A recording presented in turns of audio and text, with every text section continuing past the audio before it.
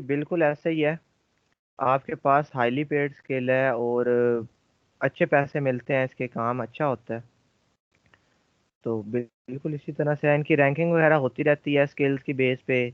उसके अलावा लैंग्वेजेस की रेटिंग होती रहती है कि कौन सी लैंग्वेज ज़्यादा यूज़ हुई है किस तरह से। तो इसमें वाकई ये वेब डेवलपमेंट जो है इसकी काफ़ी टाइम से है और आगे भी इसकी मांग चल रही है, ख़त्म नहीं हो रही। इवन बल्कि इसका जो ग्राफ है वो ऐसे टॉप की तरफ ही जा रहा है। तो काफ़ी इसकी डिमांड है। बाकी आज जो हमने बेसिक बात करनी है वो हमने करनी है इन मार्केट्स की। और इन मार्केट्स का ओवरव्यू लेना है कि यहाँ पे जाके हम काम कर सकते हैं, ताकि आपको पता हो कि मेरे पास इतनी ज़्यादा अपॉर्चुनिटीज़ मौजूद हैं जिन्हें अगर मैं अवेल करना चाहूँ तो मैं अवेल कर सकता हूँ। ठीक है। इसी तरह से जो भी फ्रीलांसर्स होते हैं, जो भी फ्रीलांसिंग कर रहे होते हैं, उनका कोई ना कोई एक फेवरेट प्लेटफॉर्म भी बन जाता है जिसके साथ वो ज़्यादा अच्छे से कंपेटेबल हो जाते हैं। होते हैं जैसे हिशाम सरवर साहब हैं, उनका guru.com था। उन्होंने स्टार्ट गुरु से किया तो वो गुरु के साथ अच्छे से कंपेटेबल थे। इवन अभी तक गुरु के साथ ज़्यादा बेहतरीन तरीके से कंपेटेबल है। ठीक है। उसके अलावा आपने नाम सुना होगा आलियान चौधरी का। वो फाइवर के साथ कंपेटेबल था, उसे फाइवर ने क्या कर दिया जी, मिलियनर बना दिया एक फाइवर प्लेटफॉर्म ने। हिशाम सरवर साहब को किसने मिलियनर बना दिया? गुरु ने और बाकी उनके एक्सटर्नल प्रोजेक्ट्स ने। तो इसी तरह हर फ्रीलांसर का इसी तरह होता है कि कोई ना कोई प्लेटफॉर्म के साथ वो ज़्यादा अच्छे से कंपेटेबल हो जाता है।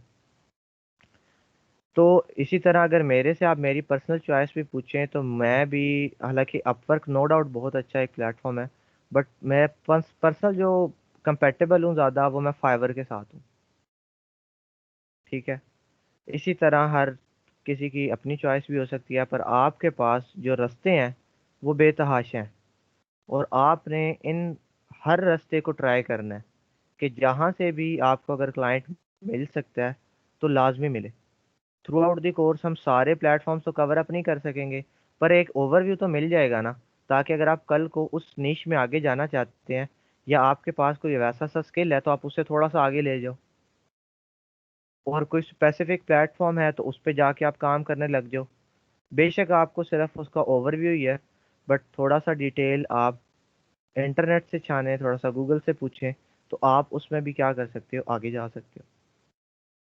तो बेसिकली आपको ये एक अवेयरनेस देनी है कि कितने ज़्यादा प्लेटफॉर्म आपके पास ऑनलाइन मौजूद हैं जो ग्लोबली रिकग्नाइज्ड हैं और ऑथेंटिक हैं। ये वो वाले नहीं है कि guru.com पे आपसे कहेंगे आ जाओ और ऐड पे क्लिक करो, फिर आपको महीने के बाद पैसे मिलेंगे। आ जाओ यहाँ पे बैठ के वो कैप्चा को फिल करते रहो और आपको पैसे मिलेंगे। फाइवर पे कोई आपको ये नहीं कहेगा कि आप यहाँ पे आ जाएं और डेली आपने घंटा ऐड देखने हैं और $1000 डेली आप कमाएंगे। वो इस तरह की झूठी बातें नहीं होती इन प्लेटफॉर्म्स पे। कोई इतने बड़े बड़े ख्वाब नहीं दिखाए जाते कि एक दिन आए और $1000 लेके चले जाएं। ऐसा नहीं होता।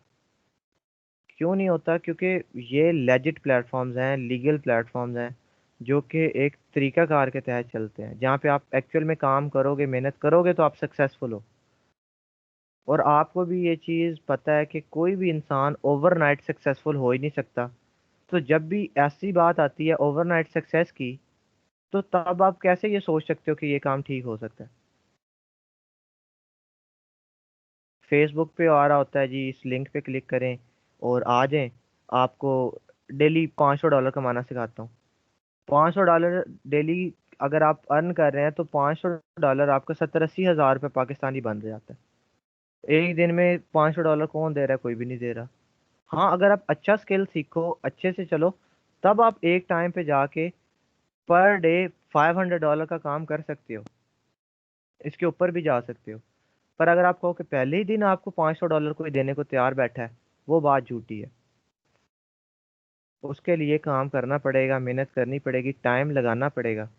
उसके बाद फिर क्या होगा कि आपका रेवेन्यू इंक्रीज होगा।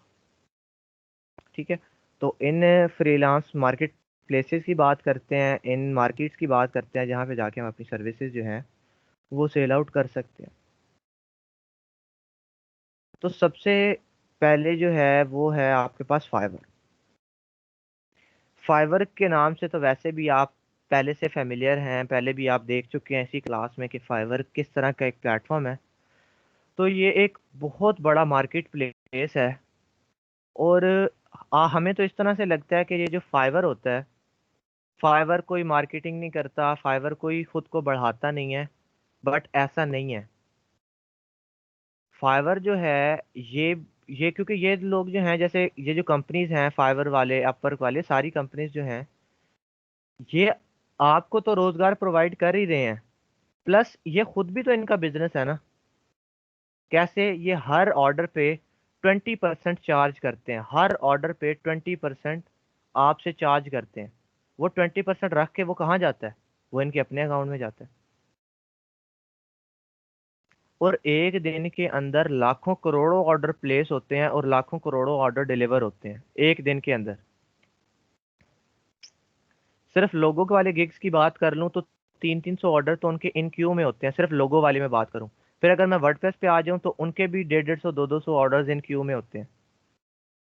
और ऐसे कितने ज़्यादा कैटेगरीज हैं, कितने ज़्यादा लोग हैं जो काम कर रहे हैं।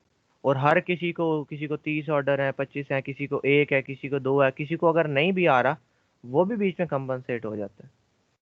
तो ये लोग भी क्या करते हैं, एक बिजनेस कर रहे हैं ना। और हमें ऐसा लगता है कि फाइवर ग्रो नहीं कर रहा, फाइवर स्टैटिक है, हमने तो कभी सुना ही नहीं फाइवर के बारे में। तो फाइवर और ये जो प्लेटफॉर्म्स हैं, ये अपनी मार्केटिंग इन कंट्रीज में नहीं करते जो डेवलपिंग कंट्रीज हैं। ये अपनी मार्केटिंग, अपनी प्रमोशन उन कंट्रीज में करते हैं जहाँ पे वाकई ही क्लाइंट पैसा लगाने को तैयार है। और मैंने खुद यूट्यूब पे इतने स्पॉन्सर्ड वीडियोस देखी हैं फाइवर की। आप लोगों ने कभी भी फाइवर की स्पॉन्सर्ड वीडियो नहीं देखी होगी कि फाइवर ने किसी को स्पॉन्सर किया हो कि वीडियो बनाए। आपको लगता है फाइवर ऐसे ही बस चल रहा है। मैंने इतनी वीडियोस देखी हैं जो फाइवर ने स्पॉन्सर्ड की हैं। बट वो अलग बात है कि वो हमारी कंट्री के लोग नहीं थे, वो किसी और कंट्री के थे। क्यों? क्योंकि उन्होंने अपनी टारगेटेड ऑडियंस के हिसाब से स्पॉन्सर किया है।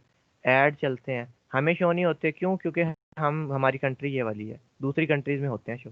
तो ये सारे जो प्लेटफॉर्म्स हैं ये ग्रो करते हैं, क्लाइंट्स को ग्रैब कर रहे हैं। और आपको मैंने बताया था फ्रीलांसिंग जिस तरह से ग्राफ जा रहा है ना उसका ऊपर की तरफ, तो इन प्लेटफॉर्म्स पे डेली क्लाइंट आते ही आते हैं।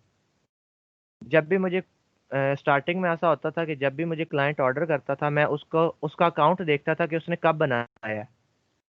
मेरी एक आदत थी कि जब भी मुझे कोई ऑर्डर आता था या मैसेज आता था या कोई भी क्लाइंट, मैं उसका अकाउंट ओपन करके देखता था कि इसने ज्वाइन कब किया। तो बिल्कुल उसी महीने के अकाउंट होते थे कि अभी अभी इसने ज्वाइन किया और फौरन आ गया काम करवाने। कुछ होते थे जो पुराने लोग भी हैं, पर डेली नए नए लोग भी ऐड अप होते जा रहे हैं, होते जा रहे हैं, होते जा रहे हैं, इस तरह से। तो ये फाइवर जो है, इन सब प्लेटफॉर्म में ये चीज़ कॉमन है कि ये अपनी प्रमोशन भी करते हैं, फैलाते भी हैं। मतलब कि यहाँ पे डेली क्लाइंट्स बढ़ ही रहे हैं, फ्रीलांसर भी बढ़ रहे हैं और क्लाइंट्स भी बढ़ रहे हैं। ये नहीं हो रहा कि सिर्फ फ्रीलांसर बढ़ता जा रहा है और क्लाइंट रुका हुआ है उधर ही। नहीं, क्लाइंट भी बढ़ता है, फ्रीलांसर भी बढ़ता है। फाइवर क्या है जी? It is a great place to find work. As you improve your reputation on Fiverr you will get advance in level. वही बात है कि जैसे जैसे हम फाइवर पे पुराने होते जाते हैं, हमारी रेपुटेशन अच्छी होती जाती है, हमें लेवल्स मिलना शुरू हो जाते हैं। ठीक है। फाइवर पे आपके पास, जैसे आप लोगों ने इंटरफेस काफ़ी दफ़ा देखा है, देखें इसकी जो टॉप पॉपुलर सर्विसेज है ना, पॉपुलर, उसमें वर्डप्रेस और वेब डिज़ाइन भी आता है, लोगो डिज़ाइन आता है, फिर ड्रॉप शिपिंग आता है। मतलब कि ये सर्विसेज यहाँ पे ज़्यादा लोग लेते हैं तभी तो पॉपुलर है। अब आपकी कंट्री में आतिफ असलम क्यों पॉपुलर है? क्या वो एक आम बंदा है, ऐसे ही कोई भी सिंपल सा इंसान जो होता है, कोई ऑर्डिनरी इंसान है? नहीं। क्यों पॉपुलर है? क्योंकि वो गाने गाता है, लोग उसे जानते हैं, इसीलिए पॉपुलर है। तो ये कैटेगरीज क्यों पॉपुलर है? क्योंकि लोग आते हैं, इन पे काम करवाते हैं, इसीलिए। ये देखें दोनों कैटेगरीज, वेब डिजाइन और मोबाइल वर्डप्रेस, हमारी कैटेगरी इधर कितनी ज्यादा पॉपुलर है। क्यों पॉपुलर है? क्योंकि इनके लिए लोग काम करवाने आते हैं और ज्यादा आते हैं, इसीलिए तो पॉपुलर है। ठीक है। दूसरी बात, आपको पता है कि फाइवर पे क्या है जी? गिग सिस्टम होता है। ठीक है। फाइवर पे क्या है जी? Gig system. आपके पास, आप क्या करते हो, गिग का मतलब है आपकी दुकान। सिंपल है, आपको मैं अगर वर्ड्स में बताऊं, आपको सिर्फ ओवरव्यू दे रहा हूँ कैसे बनता है, वो चीज़ पे अभी बात नहीं करेंगे। एक दुकान है, उसकी आप प्राइस सेट करते हो, उसका वीडियो लगाते हो, उस पर पिक्चर लगा सकते हो, उसका कोई टाइटल देते हो, फिर क्या करते हो आप, आ जाते हो। ठीक है। तो ये इस फाइवर पे क्या होता है कि इस तरह से आप अपनी दुकानें खोल सकते हो, जितनी मर्जी दुकानें आप चाहो। जितनी मर्जी तो नहीं, अगर आपका लेवल है तो लेवल के हिसाब से देखें। कुछ लेवल 2 होते हैं, आगे लेवल 2 लिखा हुआ है। कुछ लेवल 1 होते हैं, कुछ जीरो लेवल होते हैं, और कुछ होते हैं टॉप रेटेड। यही बात है कि जैसे जैसे फाइवर पे आपकी रेपुटेशन अच्छी होती है, रेपुटेशन से क्या मुराद है कि जैसे आप काम ज़्यादा करते हो, आप चीज़ें बेहतर तरीके से करते हो, तो आपकी रेपुटेशन अच्छी होती रहती है। उस पे आप क्या कर सकते हो, गिग बना सकते हो, गिग के एक्स्ट्राज रख सकते हो, सारी चीज़ें आप कर सकते हो। तो जीरो लेवल होता है जब आप लोग सब अकाउंट बनाओगे, आपका जीरो लेवल होगा। फिर फाइवर कहेगा कि आपने ये कंडीशन अगर पूरी कर ली, जैसे ये देखें, इस एक लाइन में चारों लेवल आ जाते हैं। ये वकार अदनान जीरो लेवल है, कोई लेवल नहीं। ये डेबी फैव, ये लेवल 1 है। अहमद शाहीन लेवल 2 है, और ये टॉप रेटेड है। तो सबसे पहले नो लेवल होता है, फिर वो कहता है फाइवर के इतने डॉलर कमाओ, क्लाइंट को सेटिस्फाई करो, ये कंडीशन फुलफिल करो, आपका लेवल बढ़ा देंगे। आपका लेवल उठाता है, वो कर देता है लेवल 1। फिर जब लेवल 1 पे आपको आप आ जाते हो, फिर वो कहता है कि अब मजीद इतने डॉलर कमाओ, ये कंडीशन को फुलफिल करो, आपका लेवल बढ़ा देंगे। फिर आप जब वो कर लेते हो, फिर आपका लेवल हो जाता है लेवल 2। फिर फाइवर आपको कहता है अब मजीद इतने डॉलर कमाओ, ये कंडीशन को फुलफिल करो, तो आपका लेवल हो जाएगा टॉप रेटेड। फिर जब आप वो करते हो तो आप टॉप रेटेड हो जाते हो, और फिर आप टॉप रेटेड पे ही रहते हो, यहीं पे आप स्टिक करते हो। फिर आप आगे जितनी मर्जी अर्निंग करते रहो। पर ये नहीं है कि अगर एक दफ़ा लेवल 1 आ गया, लेवल 2 आ गया, तो ये कभी वापस नहीं जाता। ये वापस चला जाता है अगर आप मेंटेन नहीं रखते अपनी रेपुटेशन को। अगर ऐसा हो गया कि आप शुरू में तो बहुत अच्छा काम करके देते थे, जैसे ही लेवल्स आए, आप क्लाइंट्स को बुरा काम करके देने लग गए, टाइम पे रिप्लाई ना करना, ठीक है, टाइम पे डिलीवर ना करना, गंदा काम करके देना, तो फाइवर आपको ताहयात लेवल 2 पे नहीं रखेगा। फाइवर आपको कहेगा कि चलो आ जाओ नीचे, फाइवर आपको नीचे गिरा देगा। तो रेपुटेशन, आप टाइम लगता है रेपुटेशन बिल्ड करने में। 60 दिन अगर आप पुराने हो तो आप लेवल 1 पे आ जाते हो, उसके बाद फिर आप कुछ पुराने होते हो लेवल 2, फिर इस तरह काफ़ी ज़्यादा रिक्वायरमेंट्स की लिस्ट है। वो जब हम इसका लेवल सिस्टम डिस्कस करेंगे तो मैं आपको बताऊंगा कि क्या क्या लिस्ट है, क्या क्या फ़ायदे हैं लेवल 1 के, लेवल 2 के। यहाँ पे आप कम दुकानें खोल सकते हो, लेवल 1 पे आप और ज़्यादा दुकानें खोल सकते हो, लेवल 2 पे आप उससे भी ज़्यादा, और टॉप रेटेड पे और भी ज़्यादा। मतलब कि जैसे जैसे लेवल बढ़ता जाता है, आपके पास दुकानों की तादाद आप बढ़ा सकते हो, गिग्स बढ़ा सकते हो। ठीक है। जितनी दुकानें बढ़ती जाएंगी उतने चांसेस ज़्यादा होंगे कि अर्निंग। तो फाइवर है, पर्सनली तौर पे मैं इसके साथ कंपेटेबल हूँ, क्योंकि मुझे, अब ये नहीं मुझे पता कि मुझे क्यों अच्छा लगता है, पर मुझे यही ज़्यादा जो है ना सही लगता है। मैं इसके साथ ज़रा फिक्स हो गया हूँ एक तरह से। ठीक है। हर किसी का एक फेवरेट होता है, पर्सनल मेरा फाइवर है। आप लोगों का भी हो जाएगा कुछ टाइम तक, कोई आप कहेंगे सर हमें तो ये अच्छा लगता है। उसके बाद सेकंड है जी अपवर्क। इसका पुराना नाम था ओडेस्क। ओडेस्क के नाम से था अपवर्क। आपके पास एक बहुत अच्छा प्लेटफॉर्म है। इसमें क्या होता है कि आपके पास लॉन्ग टर्म प्रोजेक्ट होते हैं, शॉर्ट टर्म प्रोजेक्ट होते हैं, फिक्स्ड प्रोजेक्ट्स होते हैं, ऑर्ली बेसिस पे होते हैं। यहाँ पे हमारे पास सिर्फ फिक्स्ड प्रोजेक्ट होते हैं। फिक्स से क्या मुराद है कि बस एक टाइम लिमिट डिफाइन हो गया, एक बजट डिफाइन हो गया, उस पर काम करो। यहाँ पे होता है घंटों के लिहाज से भी, कि जितने घंटे काम करोगे उतनी अर्निंग। जैसे मैंने आपको शुरू शुरू में फाइव वो स्लाइड जो करवाई थी, जिसमें मैंने आपको औरली रेट दिखाए थे लोगों के, कि $35, $36, याद है किसी को? शुरू शुरू में जो हमने यस सर। स्लाइड पढ़ी थी, मैंने आपको रेट्स दिखाए थे कि ये $35 ऑफर कर रहे हैं, ये $60, इस तरह से। Yes sir. ठीक है। वो कौन थे? वो औरली बेसिस पे काम कर रहे थे। ठीक है।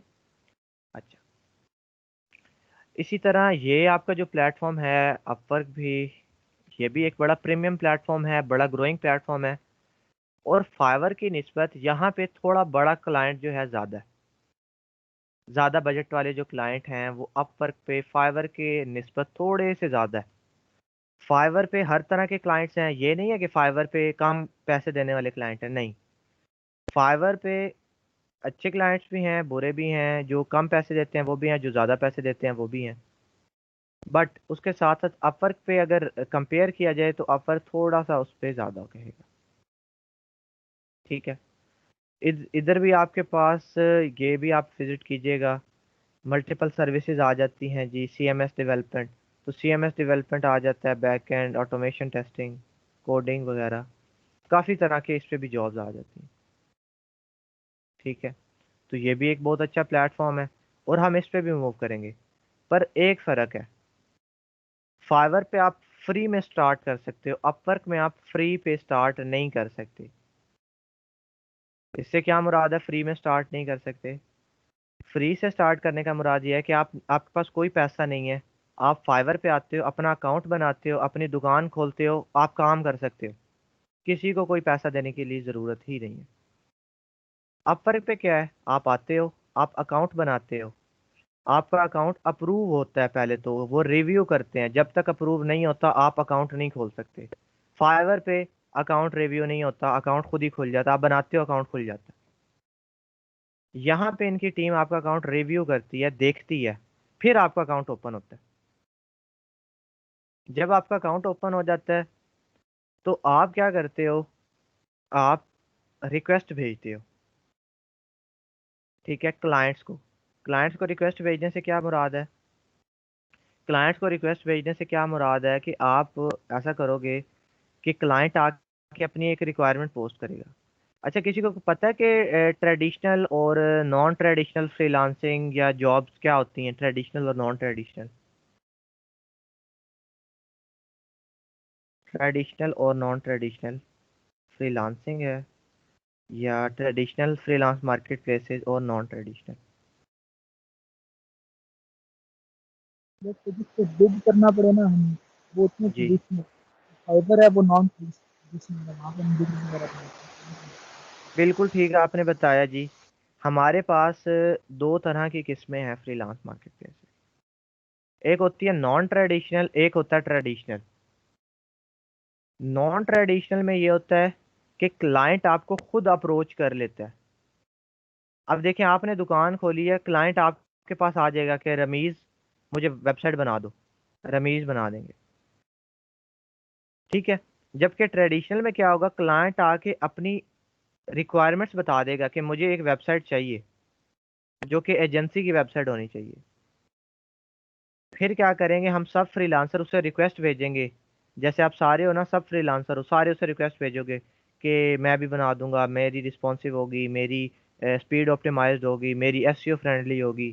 सारे उसे कोई ना कोई फ़ायदे बताओगे, वो आप में से चूज़ कर लेगा जी। अच्छा, अरसलान, जिसका प्रपोजल दमदार होगा, अरसलान का अगर दमदार है, चूज़ कर लेगा। जैसे मैं अगर एक कोई चीज़ खरीदने जाता हूँ तो सेल्समैन कितना मुझे कन्विंस कर सकता है, ये भी डिपेंड करता है।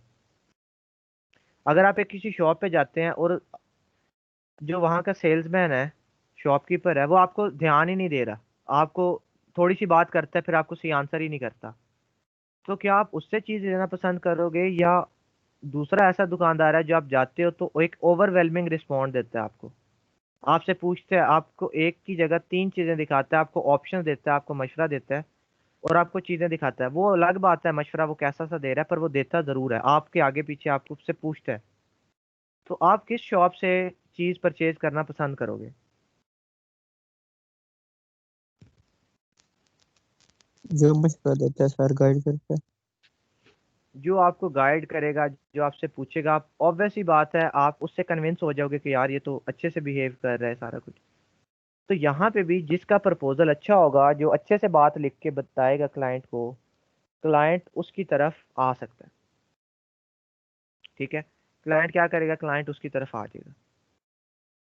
तो ये आपके पास है, ट्रेडिशनल है और नॉन ट्रेडिशनल है, फाइवर नॉन ट्रेडिशनल है। पर ऐसा नहीं होता कि फाइवर पे रिक्वेस्ट वाला सिस्टम ही नहीं होता, फाइवर पे बायर रिक्वेस्ट आती हैं। पर फाइवर का जो प्राइमरी मैकेनिज्म है ना, प्राइमरी, वो यही है कि कस्टमर आपकी दुकान पे आ जाता है। पर कुछ कस्टमर ऐसे भी होते हैं जो कि क्या करते हैं, रिक्वेस्ट पोस्ट करते हैं, फिर क्या करते हैं, आप लोग उन्हें बिडिंग करते हो, उसे बिड कह सकते हो, उसे प्रपोजल कह सकते हो। आप करते हो, आप कहते हो कि जी मैं ये कर दूंगा अच्छे से, मेरा ये बजट है, मैं इस टाइम में कर दूंगा। ठीक है, दूसरा कहता है कि मेरा ये बजट है, मैं इस टाइम में कर दूंगा। तीसरा कहता है मेरा ये बजट है, मैं ये करूंगा। आपकी समझ आ गई है मुझे सारा कुछ। तो जो उसे अच्छी लगेगी बात, उसे वो चूज करके प्रोजेक्ट दे देगा कि ठीक है तुम करो। ठीक है, तो अपवर्क भी इसी तरह से है, ऑरली बेसिस पे भी होता है और फिक्स्ड प्रोजेक्ट्स भी होते हैं, लॉन्ग टर्म भी होते हैं। क्लाइंट यहाँ पे ज़रा प्रीमियम क्लाइंट ज़्यादा है।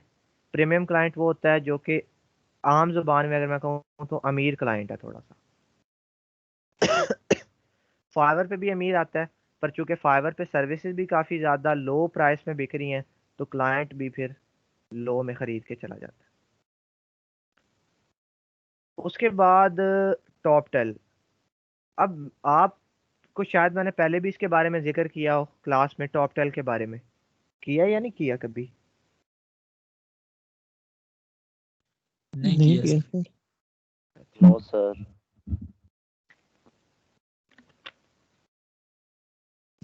तो आप में से ऐसे कितने लोग हैं जिन्होंने टॉप टेल का नाम पहले सुना हुआ है? फाइवर और सर अपवर्क का मैंने नहीं सुना होगा। सुना है। नहीं सुना सर। नहीं सर। क्या हुआ है? नहीं सर। प्रोग्रामर्स होते हैं यहाँ पे ज्यादा। ये आपके पास टॉप टेल ऐसा प्लेटफॉर्म है, अगर मैं कहूँ ना कि ये फाइवर और अपवर्क से भी टॉप का प्लेटफॉर्म है, तो ये कहना गलत नहीं होगा। हालांकि आप कहेंगे कि सर हमने तो फाइवर अपवर्क का नाम सुना है, सबसे ज्यादा फाइवर और अपवर्क का ही सुनते हैं ना हम, फाइवर अपवर्क। उसमें भी फाइवर का बहुत ज्यादा आपने सुना होगा, पर अपवर्क का भी साथ साथ सुना है। दोनों बड़े प्लेटफॉर्म है। पर आज मैं आपको कह रहा हूँ कि ये टॉप टेल जो है, ये फाइवर से भी ऊपर का प्लेटफॉर्म है। पर आप कहेंगे सर ये पॉपुलर तो है नहीं, हमने इसका नाम तो सुना ही नहीं है। इनका क्लेम है, एक बड़ा यूनिक सा क्लेम करते हैं टॉप टेल वाले। इनका क्लेम ये है कि हमारे पास दुनिया के सबसे अच्छे फ्रीलांसर्स मौजूद हैं। क्या क्लेम करते हैं कि दुनिया के जो 3% मोस्ट टैलेंटेड और मोस्ट हार्ड वर्किंग, और जो भी आप कह लें काबिल जो भी है ना आपके, ये कहते हैं वो हमारे प्लेटफॉर्म पे मौजूद है, वो फाइवर अपवर्क पे नहीं है। ऐसा नहीं कहते कि फाइवर अपवर्क पे नहीं है, पर अपने तौर पे ये क्लेम करते हैं कि हमारे पास 3% टैलेंट है अच्छा।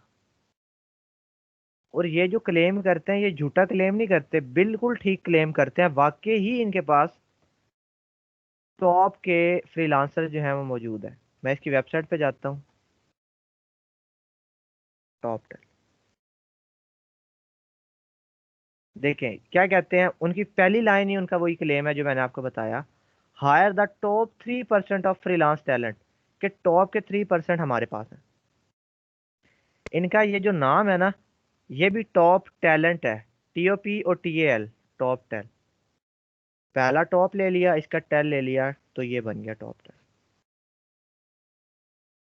अब मैं इस अगर ये टॉप 3% पे क्लिक करूं, तो ये आगे कहते हैं वाई, क्योंकि हर किसी के, आप लोगों के जहन में भी एक सवाल आ रहा होगा कि आखिर ऐसा क्लेम ये कर क्यों रहे हैं, किन वजूहात की बिना पे ये क्लेम कर रहे हैं कि टॉप 3%। तो उनकी वजूहात है इनका स्क्रीनिंग प्रोसेस।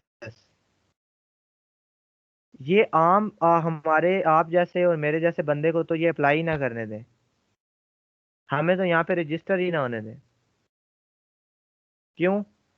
क्योंकि ये कहते हैं कि जिसने हमारा ये स्क्रीनिंग प्रोसेस क्लियर कर लिया, वही रजिस्टर हो सकता है।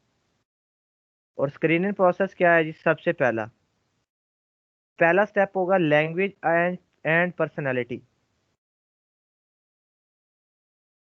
आपकी इंग्लिश लैंग्वेज चेक करेंगे, कैसे बोलते हो, कम्युनिकेशन कैसी करते हो, इंटरव्यू होगा प्रॉपर आपका।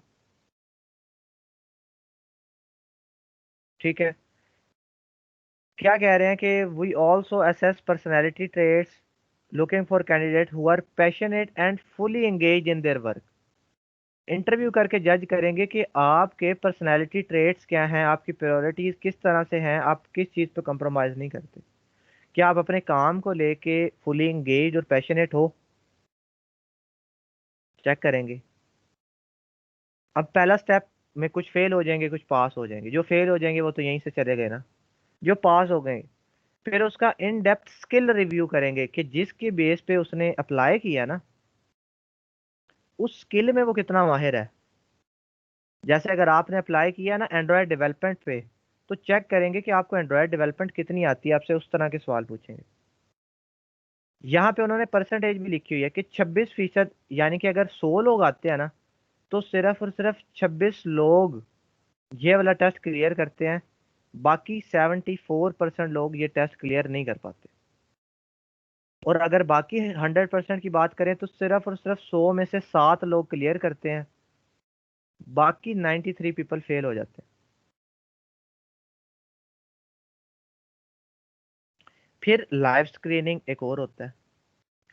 Each candidate is interview by top 10 screeners who are expert in their functional domain. Our screener provide specific live exercises looking for problem solving ability, depth of experience, communication ability and creativity. यानी कि आपको live एक scenario में डाल देंगे और कहेंगे कि करके दिखाओ। उसमें आपकी कम्युनिकेशन देखेंगे, ये देखेंगे कि आप प्रॉब्लम सॉल्विंग एबिलिटी आप में है कि नहीं, आपका एक्सपीरियंस कितना है, कम्युनिकेशन एबिलिटी कितनी है, सारा कुछ चेक करेंगे। और ये वाला जो एरिया है ये सिर्फ 3 लोग पास करते हैं 100 में से। फिर आपके प्रोजेक्ट टेस्ट करेंगे। Each candidate assigned a test project evaluate whether they can walk the walk. Test takes 1 to 3 weeks, are comprehensive and provide real world scenarios. ठीक है।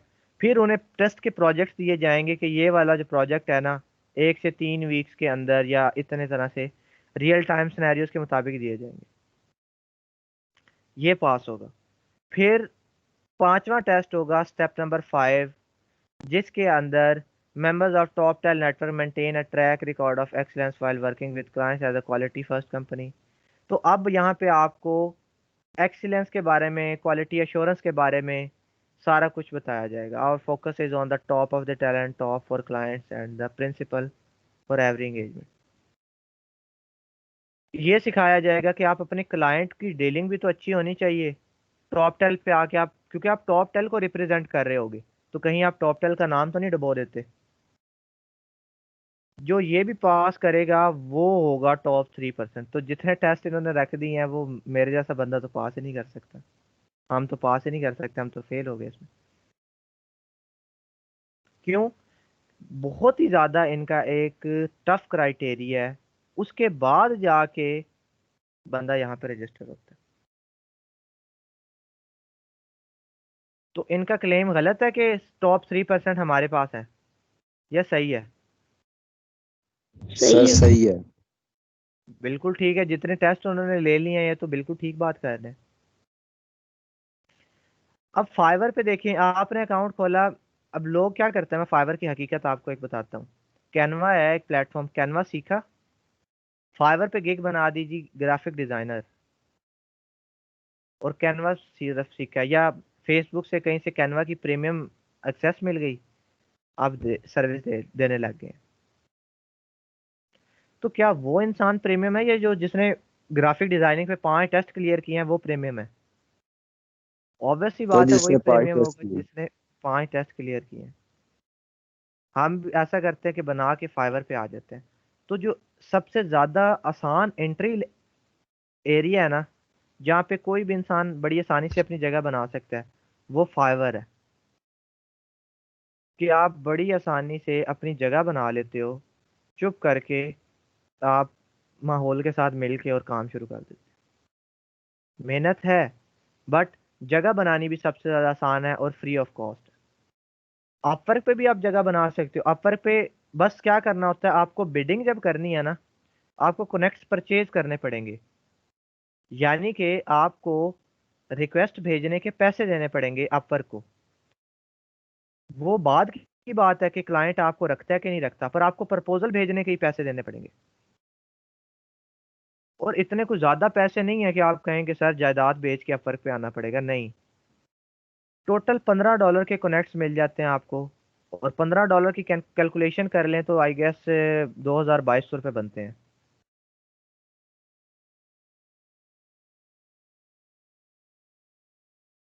तो इतना तो कर ही लेंगे ना आप। $15 तो देखिए 2400 रुपये बनते हैं। दोस्तों के साथ आउटिंग पे जाएं तो हम 2400 रुपये को तो ऐसे खरीदते हैं जैसे कोई बात ही नहीं है। ठीक है। खाना खाने की बात है तो हम वो ऐसे स्पेंड कर देते हैं। तो यहाँ पे हम खर्चते ही नहीं है, क्यों? क्योंकि ये हमारी बेहतरी के लिए है ना। यहाँ पे कैसे हम स्पेंड कर सकते हैं? बेहतरी के लिए तो स्पेंड कर ही नहीं सकते हम, ये तो हमारे रूल्स के ही अगेंस्ट है। कैसे कर ले? जी अबू जर।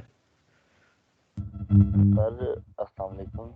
और ये पूछना था कि ये हर ऑर्डर के लिए अलहदा करना पड़ता है या एक ही मतलब एक बार ही ये मतलब करना पड़ता है, पैसे जो देने पड़ते हैं अपवर्क पे? जी ठीक है, मैं आपको बताता हूँ कि आपने हर ऑर्डर की बात नहीं है, आपने कोनेक्ट्स खरीद लिए। कोनेक्ट्स ऐसे ही हैं जैसे आप गेम में टोकन नहीं डालते थे। टोकन डालते थे तो गेम खेल सकते थे, ऐसे ही होता था ना बचपन में, वो वीडियो गेम्स खेलते हैं ना हम।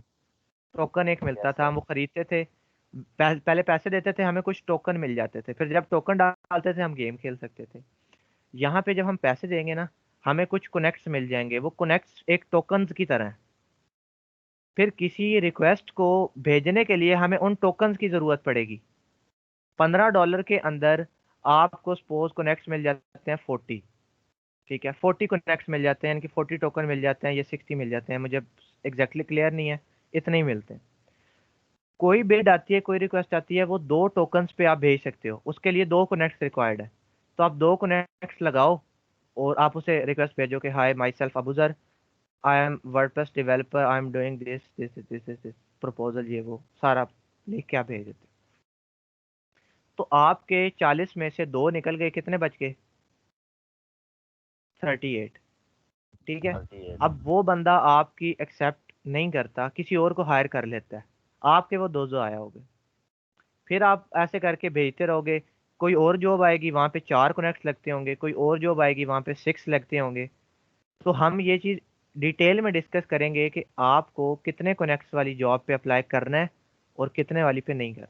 तो इसी तरह से है कि जितने आपके पास होंगे उसको आप लगा लगा के उन्हें अप्लाई करते रहोगे।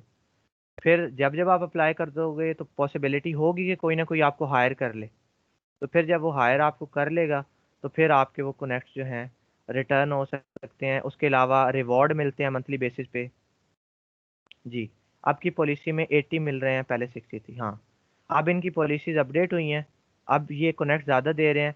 प्लस आपको सक्सेसफुल इंटरव्यूज पे दे रहे हैं, यानी कि अब तो अपवर्क ने भी आसान कर दिया अपना क्राइटेरिया और ज़्यादा। पहले मुश्किल था, अब तो सक्सेसफुल इंटरव्यू के लिए अगर आपको कोई इनविटेशन आ जाती है तो कोई कनेक्ट नहीं लगता। अब तो इन्होंने बहुत ही ज़्यादा आसान कर दिया है। फिर भी जब आपका अकाउंट अप्रूवल होता है तो आपको कुछ लोगों को 20 मिल जाते हैं, कुछ लोगों को 40 मिल जाते हैं। बिल्कुल ठीक कह रही हैं जी। 10 कनेक्ट्स ऑन इंटरव्यू, ऐसे करके ना आपको ये टोकन देते रहते हैं। तो अगर आप जीतते रहते हो ना चीज़ें, तो आपको खरीदने की ज़रूरत ही नहीं है, आपको यही अपवर्क वाले फ्री में देते रहेंगे और आपका काम जो है ऐसे चलता जाएगा। तो ऐसे कर करके आपने जो है ना करते रहना। पर उससे पहले आपने अच्छा प्रपोजल लिखना सीखना है ताकि आपके कनेक्ट्स कम से कम ज़ाया हो ही ना, हम पहले ही जीत जाए। ठीक है। अच्छा, आपका दूसरा प्लेटफॉर्म था अपवर्क, उसके बाद टॉपटेल की बात हो गई। और नेक्स्ट चलते हैं। उसके बाद एक और प्लेटफॉर्म है freelancer.com। अच्छा, इसमें क्या है जी, freelancer.com भी एक आपके पास प्लेटफॉर्म है जो कि क्या है, एक मार्केट प्लेस है और ये भी एक पॉपुलर है। इसका भी नाम आपने सुना होगा, freelancer.com। ठीक है। नहीं, अपवर्क पे अकाउंट बनाना कोई मुश्किल नहीं है, आसान है। और हम देखेंगे कि हम अपना अकाउंट अप्रूव कैसे करवाएं, क्योंकि हमारा अकाउंट अपवर्क वाले रिव्यू करते हैं ना, उसकी भी तरीका कार है कि कैसे अप्रूव करवाना है। तो वो भी हम अप्रूव करने का तरीका भी देखेंगे कि कैसे अप्रूव हो जाएगा, और उसके बाद बिडिंग का तरीका भी देखेंगे कि कैसे भेजनी है सारा। अच्छा, अच्छा, उसके बाद क्या है जी, आपके पास फ्रीलांसर डॉट पीके और फ्रीलांसर डॉट कॉम। ठीक है,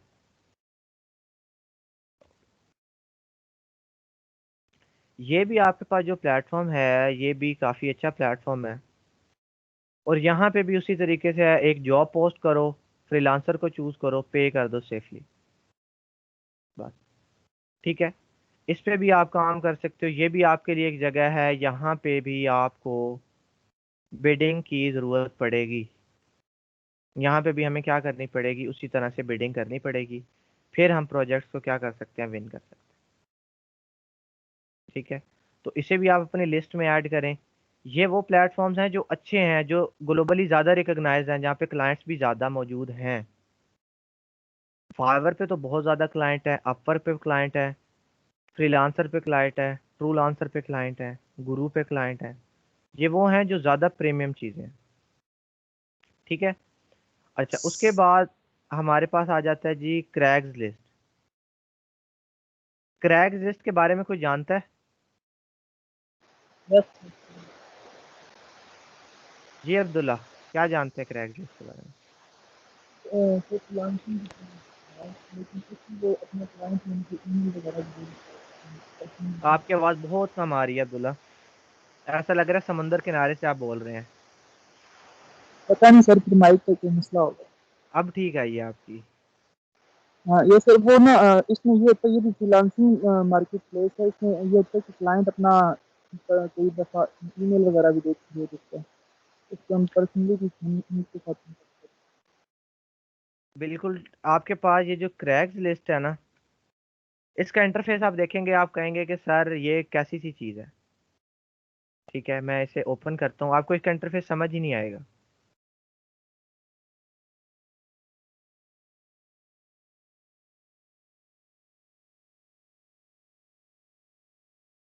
बड़ा अजीब सा इसका इंटरफेस है। ये जो मोस्टली यूज होता है ना, ये होता है एरिया वाइज दुनिया में लोगों को ढूंढने के लिए। अब ये देखें, ये आपको समझ ही नहीं आ रही क्या है, सर्विसेज, कम्युनिटी, ये वो सारा कुछ मौजूद है इस पे, पर ये बड़ा कॉम्प्लिकेटेड है थोड़ा सा। यहाँ पे आप काम उन लोगों को ढूंढ सकते हो, अगर आप एरिया वाइज जाना चाहते हो तो सबसे बेस्ट ऑप्शन है क्रैगलिस्ट। कैसे? जैसे अगर आप दूसरी कंट्रीज के क्लाइंट्स के लिए, क्योंकि हर जो चीज़ बनती है ना वो क्लाइंट के पर्सपेक्टिव से बनती है। जैसे अगर आप करीम की एप्लीकेशन जो है वो स्टार्ट हुई थी, वो कभी ये सोच के स्टार्ट नहीं हुई थी कि यहाँ पे कैप्टन रजिस्टर कर सकेंगे। वो ये सोच के स्टार्ट हुई थी कि लोग इसे बुलाएंगे, कस्टमर बुलाएगा। ठीक है, तो यहाँ पे भी ये चीज़ें जो जो भी इनिशिएट होती हैं, फाइवर है, ये आपको कस्टमर के एंड से एक थिंक होती है, उसके बाद चीज़ें क्रिएट होती हैं। आम सी बात है, अगर आप भी कोई चीज़ क्रिएट कर लेते हो तो आप कस्टमर का सोचोगे पहले। हाँ, वो अलग बात है, फिर आप थर्ड पार्टी हो जाओगे, आप कस्टमर को और जो वो बंदा जो सर्विस दे रहा है उन्हें मिला दोगे। जैसे करीम है, करीम क्या कर रहा है, फूड पांडा क्या कर रहा है, फाइवर क्या कर रहा है, अपर क्या कर रहा है, इनका मैकेनिज्म एक ही है। ये खुद थर्ड पार्टी हैं और ये दोनों लोगों को आपस में मिला देते हैं, कस्टमर को भी और वो इंसान जो कि बेचने वाला है। फूड पांडा ने रेस्टोरेंट को और कस्टमर को मिला दिया, दरमियान में आ गया, तो उसने रेवेन्यू निकालने लग गया। करीम, उबर, उबर ने क्या किया, उबर ने भी एक इंसान को पकड़ा जिसके पास गाड़ी थी, एक इंसान को पकड़ा जिसे गाड़ी की ज़रूरत थी, उसने दोनों को मिला दिया एक प्लेटफॉर्म पे। क्या हो गया, लोग ट्रैवल कर रहे हैं डेली बेसिस पे। अब तो ये सरगोदा में भी करीम आई थी, स्टार्ट हुई थी, फिर फ्लॉप हो गई यहाँ पे, यहाँ पे तो चली ही नहीं। बट ये है कि आप दूसरी सिटीज़ में जाएं तो बहुत ज़्यादा उस चीज़ का रुझान है और बहुत यूज़ हो रही है, लोग अडॉप्ट कर ही लेते हैं। तो क्रैग्स लिस्ट आपका एरिया स्पेसिफिक लोगों को ढूंढने के लिए यूज़ होता है। तो थोड़ा सा कॉम्प्लिकेटेड है अगर आप इसे समझें, पर ये है कि आपके पास एक ऑप्शन ज़रूर है, जब आपको कोई चीज़ जाना पड़े तो आप इस ऑप्शन की तरफ जा सकते हैं। ठीक है, you can easily browse the local offering if you prefer something in office, or you can search by major cities if you preferly working remote। तो आप अपने एरिया वाइज अगर आपने स्पेसिफिकली ढूंढना है तो आप बआसानी यहाँ से ढूंढ सकते हैं। उसके बाद आ जाता है जी गुरु डॉट कॉम।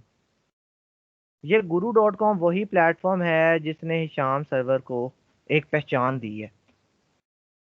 उन्होंने सबसे पहले गुरु डॉट कॉम पे काम करना स्टार्ट किया था।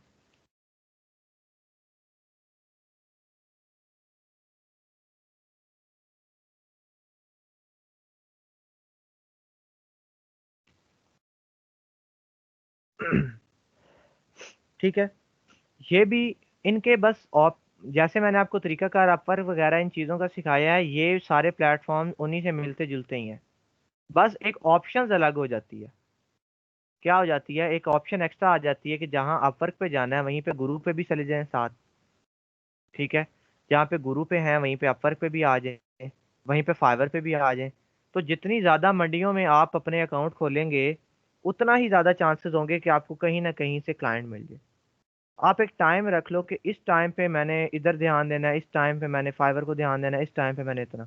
थोड़ी सी टाइम स्लॉट्स बना लो, उस पर प्रॉपर आप ध्यान रखो। हमारा तो ध्यान रखना होता भी बड़ा आसान है। एक टैब में फाइवर, एक में अपवर्क, एक में गुरु। 1 मिनट के अंदर इधर आ गए, 1 मिनट के अंदर वापस चले गए। ठीक है। ये चीज़ है कि आपके पास ऑप्शन जो हैं वो बढ़ते जा रहे हैं। गुरु पे चले जाओ, गुरु पे भी आप बिड करोगे। अब आप सोच रहे होंगे कि क्या सर आपने तो अभी तक 5-7 प्लेटफॉर्म्स कर लिए हैं, तो हम क्या सारे कवर अप करेंगे? तो आंसर है नहीं, हम सारे बिल्कुल कवर अप नहीं करेंगे। फाइवर, अपवर्क, ये और पीपीएच या फ्रीलांसर, इन ये भी ऑप्शनल है, ये कवर करेंगे। पर बाकी जितने आपको दिखा रहा हूँ, गुरु, उसके अलावा ये क्रैक्स लिस्ट और आगे कुछ आएंगे, ये सिर्फ आपने अपने पास रख लेने हैं कि अगर आपको बाद में एक ऑप्शन की तरफ जाना पड़े तो आपने क्या करना है, गुरु डॉट कॉम पे चले जाना है। ठीक है। फिक्स्ड प्राइस है, ऑर्ली है, टास्क बेस्ड है, रिकरिंग पेमेंट है, जिस तरह से आप करना चाहो इस पे काम कर सकते हो। और ये भी एक अच्छा प्लेटफॉर्म है।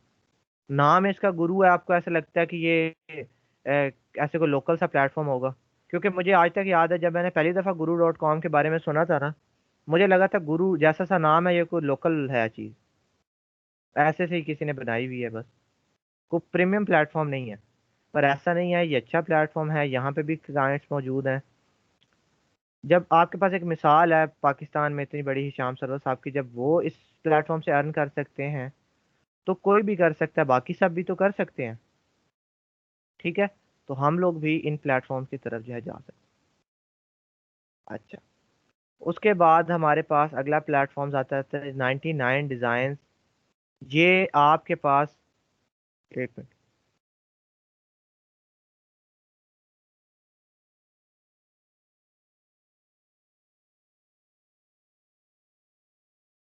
आपके पास आ जाता है जी 99 डिज़ाइन। 99 डिज़ाइन क्या है? Platform for freelance designers. 99 design let's you compete in design contest and get feedback as clients choose the best one। मैं आपको दिखाता हूँ, इनकी वेबसाइट पे एक वीडियो है, वो वीडियो देखते हैं।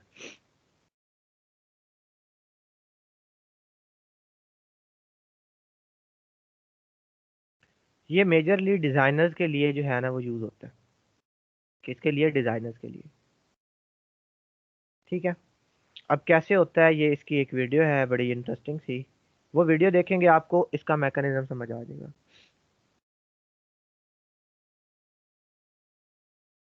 ठीक है, ये वीडियो देखिएगा।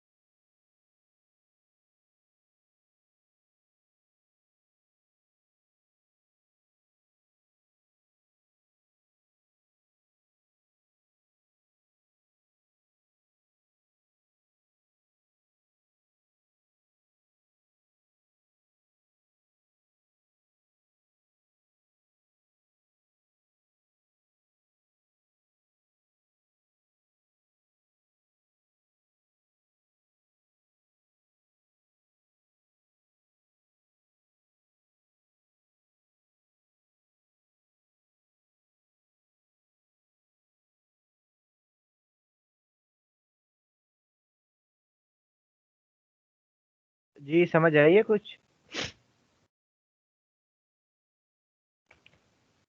जी वीडियो देखने से क्या समझ आई है, कौन बताएगा? आपको आवाज आ रही थी या नहीं आ रही थी इसकी? सर आवाज ही नहीं आ रही थी। अच्छा आवाज नहीं आ रही थी, बस वैसे ही चल रहा था। आवाज मुझे लग रहा है सबको आ रही है, मुझे तो आ रही थी। सर आपको आ रही थी, हमें नहीं आ रही। अच्छा मैं आपको बताता हूँ। देखें कि आपके पास इनका सबसे पहला तरीका है, वो पहले बता रहे हैं कि जी हमारे पास कम्युनिटी है, लोग हैं, ठीक है। आपको वेबसाइट के लिए चाहिए, ब्रांडिंग के लिए चाहिए, जो भी चाहिए, टी शर्ट के लिए चाहिए, हमारे पास लोग हैं जो करके देंगे, ठीक है। यहाँ पे ये बात हो रही है। वो कह रहे हैं टू वेज टू वर्क, हमारे पास दो तरीके हैं काम करने से। पहला तरीका क्या है, अब एक इंसान आता है, उसका एक यानी कि उसकी जो चॉइस है वो है ये कॉपी लोड, ठीक है, COPILOT, ये इसका उसे लोगो चाहिए। अब उससे स्पेसिफिक नहीं है उसे कैसा लोगो चाहिए, तो यहाँ पे कंपटीशन हो जाता है फ्रीलांसर्स का। ये एक फ्रीलांसर, दो, तीन, चार, इनका आपस में कंपटीशन हुआ, ये इस तरह का लोगो बना के लाया, इस तरह का, ये इसने चूज करना है, ये जो सेंटर में है ना, इसने चूज करना है। इसने इसे फीडबैक दिया लेफ्ट वाले को, ये क्रॉस के नहीं, अच्छा नहीं लगा, ठीक है। उसने कहा कि उसे ये वाला पसंद आया, ये आई लाइक इट। बाकी सारे चले गए, उसने इसके साथ डील कर ली, और क्या हो गया। और अगर उसे बहुत ज़्यादा स्पेसिफिक चीज़ चाहिए तो वो फिल्टर्स लगा के उसे सिलेक्ट कर सकता है। उसके बाद हम उसे सजेस्ट करेंगे अच्छे अच्छे डिज़ाइनर्स जो कि हमारे प्लेटफॉर्म पे मौजूद हैं। फिर वो उनके साथ कम्युनिकेशन करेगा और अपनी चीज़ तैयार करवाएगा, ठीक है। वो सारी कोलेबोरेशन आ जाएगी, जो कलर्स उसे चाहिए, जो जिस तरह की ऑडियंस है, जिस तरह की उसकी चीज़ है, इंस्पिरेशन है, जो भी डिटेल्स वो होंगी, आपस में क्या करेंगी, डिस्कस करेंगे, ठीक है। क्या हो रहा है यहाँ पे, वो ये एक्सप्लेन कर रहे हैं कि आप आपस में कोलैबोरेट कर सकते हो, कम्युनिकेशन कर सकते हो। अब उसका ब्रांड है फिट कुजीन के नाम से, ठीक है। अब वो क्या करता है, आपस में बता सकता है कि मुझे यहाँ पे ये चीज़ चाहिए। ये वाला फीचर फाइवर में भी मौजूद है, इसे कोलैबोरेटिंग टूल कहते हैं फाइवर में। कि आप अगर स्पेसिफिक जगह पे, जैसे ये पूरा पेज है, आप कहते हो कि यहाँ पे अगर कोई कमेंट उसे देना चाहते हो ना, कि ये चीज़ मुझे अच्छी नहीं लग रही, आप दे सकते हो वहाँ पे भी, फाइवर पे भी ये चीज़ है। वो यही कह रहा है कि आप फीडबैक दोगे कि प्लीज़ ऐड फ्रोज़न मीट्स, यहाँ पे नीचे फ्रोज़न मीट्स ऐड करो। तो प्रोग्रामर ने रिप्लाई किया कि नो प्रॉब्लम, मैं इसे बड़ा कर देता हूँ, नो प्रॉब्लम, विल डू। उसने उसे बताया कि यहाँ पे ये चीज़ ऐड करो, उसने कहा मैं कर दूंगा, और उसके बाद बात आगे बढ़ गई, ठीक है। उसके बाद उन्होंने कम्युनिकेशन की, फाइनली क्या हो गया, उनकी उसकी जो भी उसका लोगो था वो रेडी हो गया।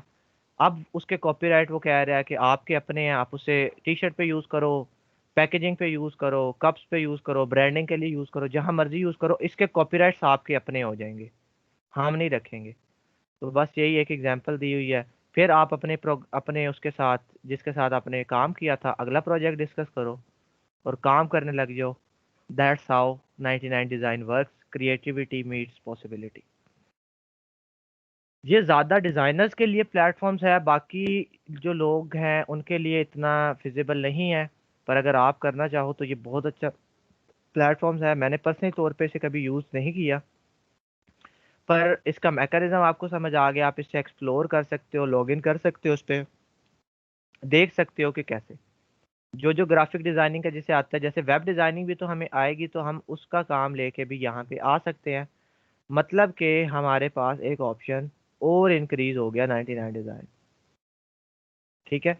पहले ये ज़्यादा ग्राफिक डिज़ाइनर्स का ही प्लेटफॉर्म होता था, वहीं पे होते थे, पर अब इस पे ओवरऑल डिज़ाइन जो है वो भी आ जाते हैं। उसके बाद आ जाता है जी पीपल पर आवर। ये भी एक अच्छी वेबसाइट है आपके पास, PPH इसे कह दें या पीपल पर आवर कह दें, आपकी मर्जी है, ठीक है। PPH उसी की शॉर्ट फॉर्म है, पीपल पर आवर की, ठीक है। इस यहाँ पे भी वही चीज़ें हैं, उसी तरह से ऑरली बेसिस पे काम हो जाता है, सारा कुछ है। रीड आउट करेंगे, कोई इतना ये चीज़ मुश्किल नहीं है, बस आपको पता लग गया कि आपके पास एक न्यू ऑप्शन मौजूद है, ठीक है। यहाँ पे भी बहुत ज़्यादा क्लाइंट्स मौजूद हैं, अच्छे प्लेटफॉर्म्स हैं, गुरु, ये अपवर्क, फ्रीलांसर, ये सारे अच्छे प्लेटफॉर्म्स हैं, क्लाइंट यहाँ पे मौजूद हैं। और क्या होता है कि यहाँ पे आते हैं, क्योंकि हमें अक्सर ये भी आ जाता है ना कि हम इस मार्केट प्लेस पे आ रहे हैं, यहाँ पे तो क्लाइंट ही नहीं होंगे। क्लाइंट होते हैं, जैसे मैंने आपको बताया, ये सारी कंपनीज अपनी मार्केटिंग पे पैसा स्पेंड करती हैं, हमें नहीं नजर आती। क्यों? क्योंकि पाकिस्तान में टारगेट नहीं कर रहे होते ये। कभी आपने देखा है पाकिस्तानी जाके काम करवा रहे हो? बहुत कम। पाकिस्तानी फ्रीलांसिंग प्लेटफॉर्म से काम करवाते हैं, फाइवर वगैरह पे पाकिस्तानी भी आपको ऑर्डर देंगे सम टाइम, पर वो बहुत कम है उनकी तादाद। पर आप देखेंगे कि यूएसए के लोग धड़ाधड़ आ रहे होंगे। इतनी मेजोरिटी यूएसए की है, यूएसए की पॉपुलेशन इतनी ज़्यादा है। इवन आपके पास बच्चे बच्चे आ रहे होंगे ऑर्डर कर रहे हैं, हमें ये ऑर्डर करना है। कईयों की पिक्चर लगी होती है, इतनी छोटी सी एज लग रही होती है उनकी कि ये तो छोटे से हैं। तो इतने इतने लोग भी आ रहे होते हैं। तो ऐसा नहीं सोचना कि हम इतने प्लेटफॉर्म पे जाएंगे कि यहाँ पे तो क्लाइंट ही नहीं होगा।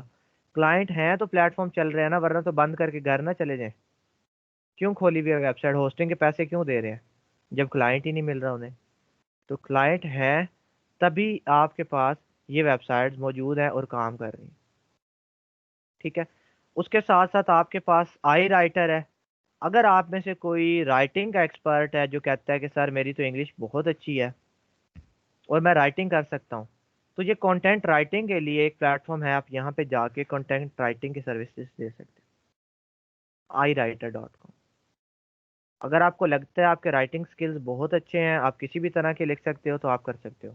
स्टेप नंबर 1 है रजिस्टर करो। Request type of content you would like written, receive your content from a writer, receive your content, approve और reject, download your content and rinse and repeat. Account बनाओ, आपके पास आएगा। और इस तरह से ये भी अच्छा प्लेटफॉर्म है। ये सिर्फ स्पेसिफिक कर दिया ना राइटर्स के लिए। राइटर्स यहाँ पे भी मिल जाएंगे, अपर पे भी मिल जाएंगे, गुरु पे भी मिल जाएंगे, पर ये प्लेटफॉर्म है ही ओवरऑल राइटर्स का सिर्फ। और हम कभी राइटिंग को कोई स्किल कंसिडर करते ही नहीं कि ये कोई स्किल है भी। तो ये भी एक बहुत अच्छी स्किल है। और अगर आप अच्छा लिख सकते हो, आपके वर्ड अच्छे सिलेक्शन है आपकी, आपकी ग्रामर अच्छी है, आपकी वोकेबलरी अच्छी है, आप अच्छा राइट कर सकते हो, तो आप सिर्फ और सिर्फ राइटिंग की मदद से ही बहुत ज़्यादा अर्निंग कर सकते हो। जैसे कि मैंने आपको एग्जांपल्स दी कि ऐसे बहुत से लोग हैं, फीमेल्स हैं, क्योंकि राइटिंग ज़्यादातर फीमेल्स की अच्छी होती है, मेल भी अच्छा लिख लेते हैं, पर एक ज़्यादा जो इसमें अगर रेशियो देखी जाए तो फीमेल जो है वो ज़्यादा राइटिंग करती हैं। और ऐसी काफ़ी फीमेल्स हैं जो कि सिर्फ और सिर्फ राइटिंग करके फाइवर पे, दूसरे प्लेटफॉर्म पे क्या करती हैं, 50,000, जैसे मैंने आपको एग्जांपल भी दी थी एक दफ़ा कि एक हमारी इसी तरह से जानने वाली हैं, स्टूडेंट हैं आई गेस सर उस्मान की, वो सिर्फ राइटिंग करके 50,000 मंथली अपनी फैमिली को हेल्प करती हैं। यानी कि अपनी फैमिली का फाइनेंस जो है वो मैनेज करती हैं। 50,000 उन्होंने सेपरेट किया हुआ, और ख़ुद भी वो पढ़ रही हैं, अपनी फीसेस अपने एक्सपेंसेस भी लेती हैं, पर 50,000 उन्होंने अपनी फैमिली के लिए स्पेसिफिक किया हुआ। तो ऑब्वियस ही बात है, जो बंदा अपना खर्चा भी कर रहा है, 50,000 फैमिली को भी दे रहा है, तो सिर्फ 50 तो नहीं अर्न करता होगा, इससे ज़्यादा ही अर्न करता होगा। और सिर्फ राइटिंग की बेस पे। राइटिंग भी आप कर सकते हो, अगर आपको शौक है लिखने का, लिख सकते हो तो आप जा सकते हो। इसी तरह आपके पास प्रोजेक्ट फॉर हायर है, ये उससे थोड़े से छोटे प्लेटफॉर्म हैं, पर ये भी हैं। With hundreds of project category, project for hire makes it easy to identify job and suit your skill. ठीक है, ये भी है आपके पास। सिंपली हायर्ड, ये भी प्लेटफॉर्म्स हैं, यहाँ पे भी ऑडियंस मौजूद है, यहाँ पे भी क्लाइंट्स हैं, हम अगर यहाँ पे भी जाना चाहें तो जा सकते हैं। ठीक है, सिंपल आपने इनकी सबकी वेबसाइट जो है ना जाके खुद विजिट करना है। सिंपली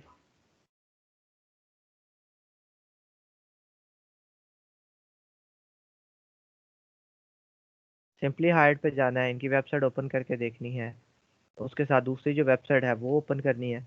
इसके अलावा भी आपके पास प्लेटफॉर्म्स हैं, मैं कुछ वैसे ही बता देता हूँ। ट्रू लांसर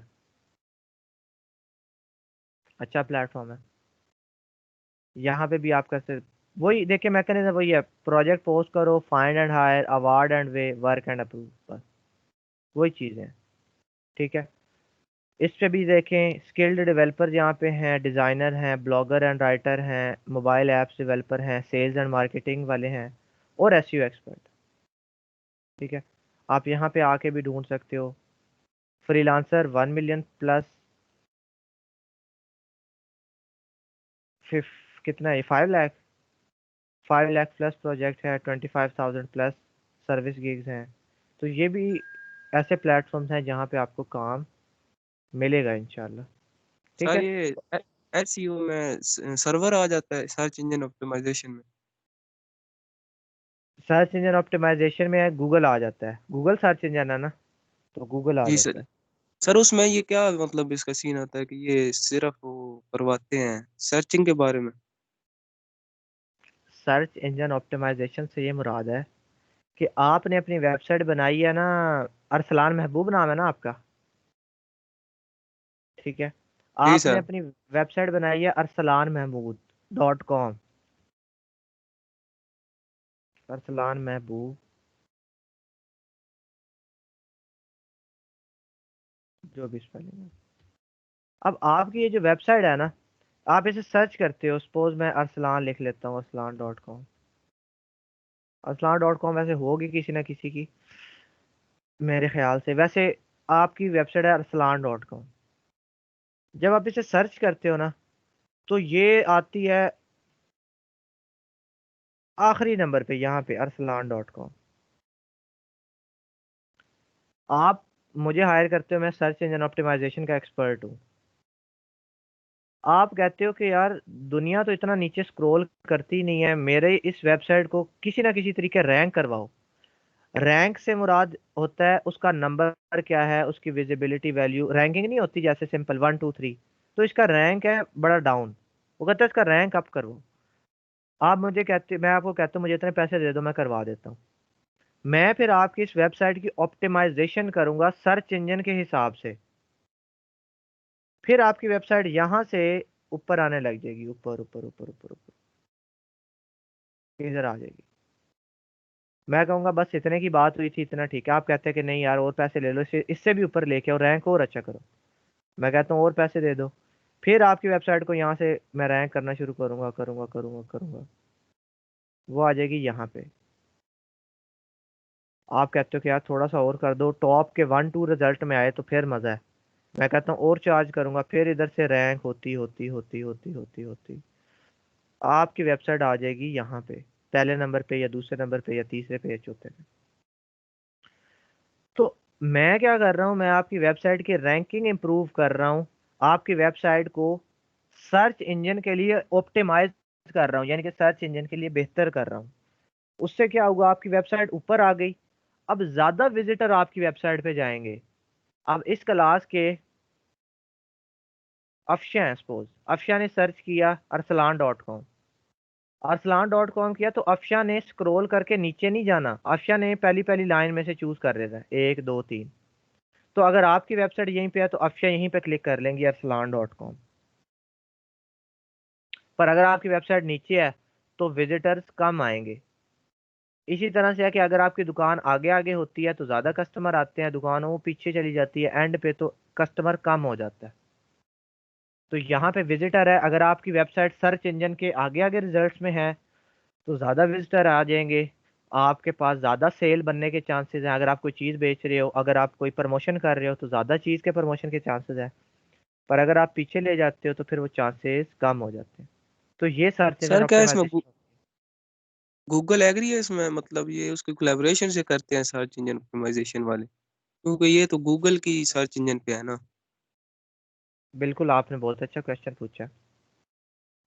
गूगल कुछ फैक्टर्स के ऊपर जज करता है कि ये वेबसाइट अच्छी है कि नहीं। गूगल कोई इंसान नहीं है, गूगल एक एल्गोरिथम है जो काम कर रहा है, ठीक है। गूगल के पास जो एल्गोरिथम है वो चेक करता है कि आपकी वेबसाइट पे जो लोडिंग टाइम है वो कितना है।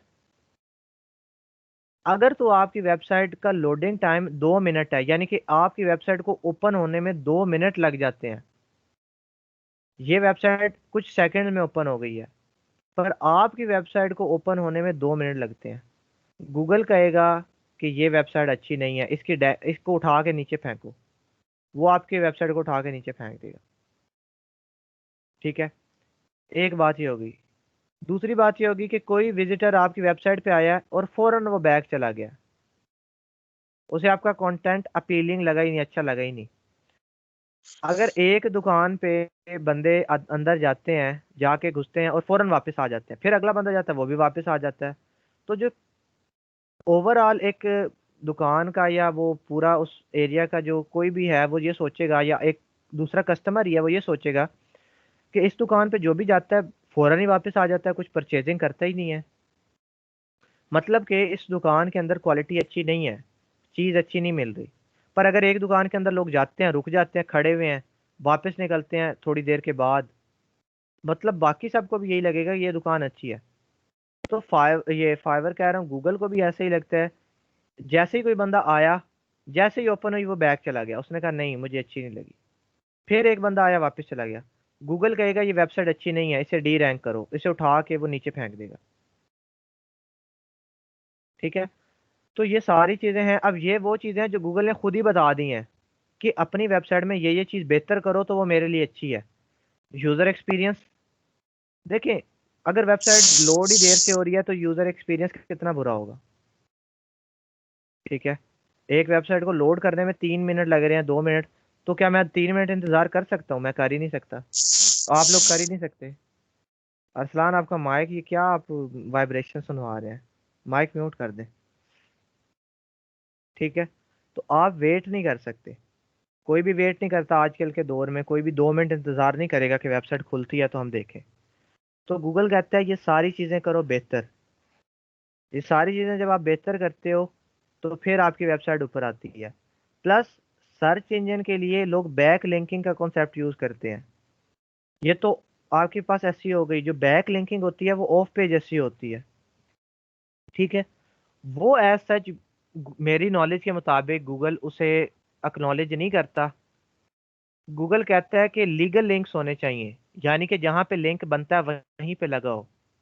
पर हमारे सर्च इंजन ऑप्टिमाइजेशन में लिंक बिल्डिंग का जो एक पूरा प्रोसीजर है, वो ऐसे कर देते हैं कि जहाँ पे ज़रूरत है वहाँ पे भी लगा देते हैं, जहाँ पे नहीं है गेस्ट पोस्टिंग करवा लेते हैं। बड़े सिनेरियोज आ जाते हैं सर्च इंजन ऑप्टिमाइजेशन में। ठीक है। गूगल तो सिर्फ यही कहता है कि आप अपनी वेबसाइट को यूज़र के लिए अच्छा कर लो, मेरे लिए वो अच्छी हो जाएगी। ठीक है। तो उसका नाम है सर्च इंजन ऑप्टिमाइजेशन, कि आप अपनी वेबसाइट को गूगल की नज़र में अच्छा करो। गूगल की नज़र में वेबसाइट कैसी अच्छी होगी? जो यूज़र की नज़र में अच्छी है। तो जो यूज़र की नज़र में अच्छी है वो वेबसाइट खुद ही रैंक हो जाती है। अगर आप बैक लिंकिंग शिंकिंग ये वो कुछ नहीं करवाते, पर आपका कंटेंट अच्छा है, आपकी चीज़ें अच्छी हैं, आपकी वेबसाइट स्पीडी है, सारा कुछ है, आपकी वेबसाइट पे ट्रैफिक भी आने लग जाती है, तो आपकी वेबसाइट खुद ही रैंक हो जाती है। ठीक है। पर अगर आपको ज़्यादा क्विक रिजल्ट चाहिए तो फिर आपको ऑफ पेज भी अच्छी वाली करनी पड़ती है, ऑन पेज भी अच्छी वाली करनी पड़ती है, फिर आपकी जो वेबसाइट है वो पहले नंबर पे, दूसरे पे, तीसरे पे इधर आ जाती है। जितने ज़्यादा लोग उस पे आएंगे उतनी ज़्यादा ट्रैफिक, उतने ज़्यादा अर्निंग, उतना ज़्यादा प्रॉफिट। तो ऐसे होता है फिर सर्च इंजन ऑप्टिमाइजेशन। यानी सर ये इसमें चेंजेस करता है वेबसाइट में, और इसकी जो स्पीड है वो मतलब जैसे ओपन होने के लिए वो देर लगाता है तो उसको वो उसमें कमी आती है, ऐसी इसमें चेंजेस करता है। बिल्कुल ऐसे चेंजेस करते हैं। प्लस जो मेन काम होता है ना वो होता है बैक लिंकिंग का। बैक लिंकिंग ये होती है, या लिंक बिल्डिंग उसे कहते हैं। ठीक।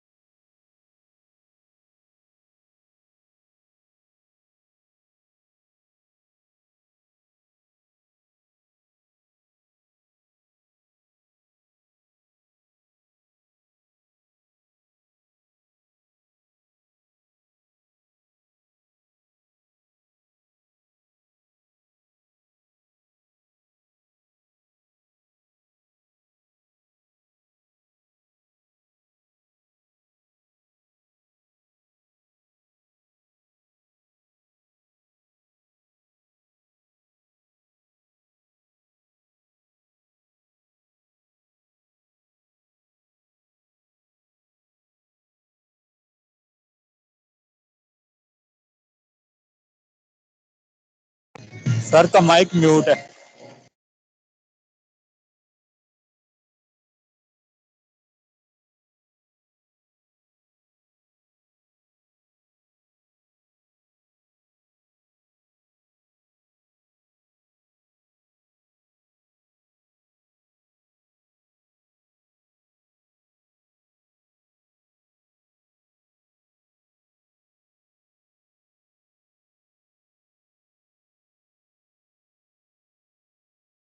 जी अब आ रही है मेरी आवाज? यस सर, आ रही है। जी माइक मेरा म्यूट था, मुझे कॉल आ गई थी इसलिए माइक। अच्छा, अब तक तो आपको ये मेरे रिंगटोन से अंदाजा हो जाना चाहिए कि जब ये बजती है तो मुझे कॉल आ जाती है। अच्छा, क्या बात कर यस रहे सर। थे? क्या लास्ट टाइम क्या बात कर रहे थे, मैं भूल ही गया हूँ। सर्च इंजन ऑप्टिमाइजेशन की आई गेस कर रहे थे जी। Yes sir. तो वो इस तरह सर बैक लिंकिंग की बात कर रहे हैं। हाँ, बैक लिंकिंग और लिंक बिल्डिंग की। मैंने आपको जिस दिन मेटा टैग्स वगैरह पढ़ाए थे, मैंने आपको सर्च इंजन बहुत अच्छे से उस दिन बताई थी पूरा कॉन्सेप्ट। फिर भी आप लोग भूल गए हैं। देखें, मेटा टैग जिस दिन हमने किए हैं, मैंने उस दिन आपको ऑन पेज और ऑफ पेज सारी की सारी बताई थी कि कैसे गूगल चलता है, कैसे गूगल रैंक करवाता है, किस बेस पे करवाता है। फिर भी आप आज भूल गए हैं। आज आप फिर पूछ रहे हैं कि सर एसईओ में क्या होता है। हालांकि जिस दिन मेटा वाला लेक्चर है उसमें शुरू शुरू ही हमारी 15 से 20 मिनट या आधा घंटा जो बात हुई थी वो एसईओ पे हुई थी कि मेटा का टैग का पर्पस क्या है, एसईओ में कैसे हेल्पफुल रहते हैं ये। ठीक है, तो ऑन पेज से तो ये हो गया ना कि पेज है ना, पेज के ऊपर की चीज़ें, मेटा के टैग्स लगाए हैं आपने, आपने इसकी स्पीड अच्छी की है, सारे कुछ इस पेज के ऊपर जो जो आपने काम किया वो ऑन पेज हो गया। आप क्या करते हो, अब मेरी वेबसाइट है हेल्थ की बेस पे,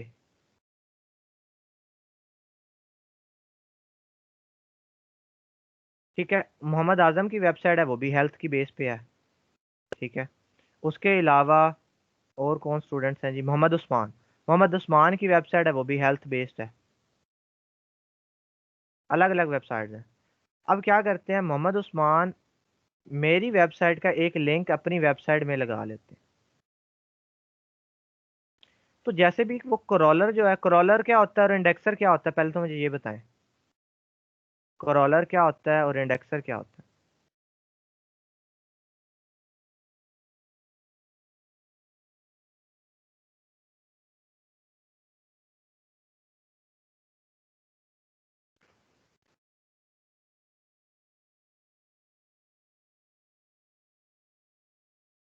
जी किसी को भी नहीं पता क्रॉलर क्या है, इंडेक्सर क्या है? कभी हमने ऐसा नाम पहली दफा सुना है या पहले कभी नहीं सुना?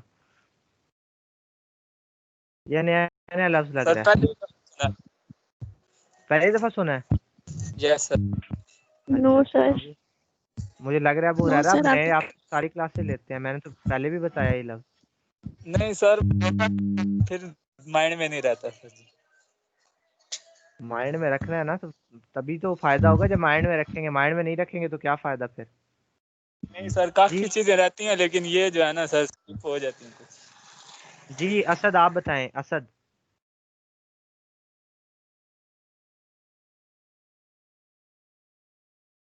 जी असद।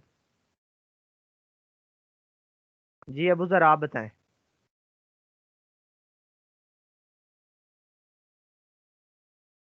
सर नहीं अबू पता। जर,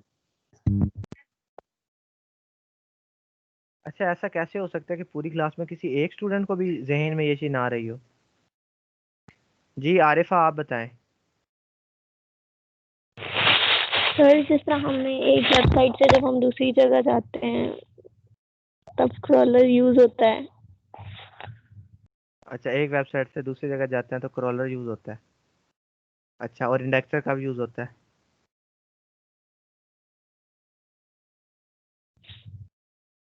जी दानिश रिजवान आप बताएं।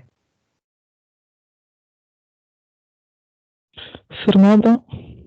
जी अब्दुल्ला आप बताएं। आपने बताया था लेकिन याद। सर जो क्रॉलर होता है वो बेसिकली कंटेंट को, ये सारी चीज़ों को क्रॉल करता है, और जो इंडेक्सर होता है उसको ऑर्गेनाइज फॉर्म में इंडेक्स करके रखता है, मतलब नंबरिंग के साथ। बिल्कुल ठीक है अब्दुल्ला, आपने बिल्कुल ठीक बताया। जिस दिन का मेटा का मैंने आपको करवाया था ना, मुझे अभी तक याद है, मैंने ऐसे 2 बंदे भी बना दिए थे, आपको याद हो ना हो, मुझे तो याद है। ऐसे मैंने कहा ये क्रॉलर है और ये है जी इंडेक्सर।